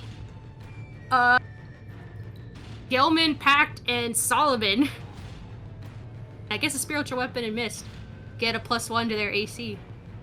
The spiritual weapon does not actually have an AC. It wouldn't be affected because Mist, it's Gelman, Solomon, Pact. Yes. Yes. So, if you are within 10 feet of Bulk until Bulk's rage ends, Bulk and allies within that range gain +1 to your AC.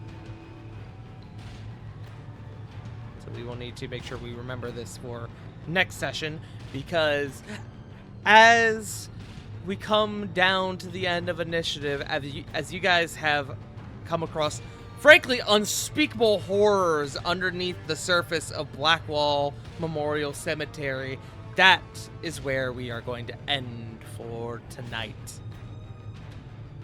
Sorry, Mighty Peacock. Yeah. We got raided. Sorry, we did get raided. Mighty Peacock! No. Thank you for the raid! My party is fighting unspeakable horrors. Yes. Yes. Yes. Thank you all for joining us tonight. A couple people to thank before we get along on out of here. Punkar Dog, thank you for the resub for 4 months. Dark Angel Hades 74, thank you for the follow. And then Mighty Peacock, thank you for the raid. Welcome, welcome, welcome, friends. If you are unfamiliar with us here on this channel, we are Dummies and Disasters. We are a variety D&D channel that takes on a number of different realms and settings here, all within the fun confines of Dungeons and Dragons. We do a regular weekly game here on Sundays, what you just saw, called Sins of the Blood, our survival horror long-form homebrew campaign, but we have a number of other games here on this channel, like the current Descent into Avernus module we are currently running on every other Tuesday. A little short campaign there, a little short journey, but thank you guys very much for the raid and for the follows from Mighty Peacock, from, I hope it's Jojo Floor. I hope that's right. Please feel free to correct me. And then, of course, River, thank you for the resub for 3 months. And Jake, thank you for gifting a tier 1 sub to Mighty Peacock. But with that being said, I got it right. Let's go! Huge! with that being said, Like your brain. I know. With that being said, we do got to get on out of here for the evening. Thank you all for joining us. YouTube, thank you for watching. We'll see you later, VOD Frogs.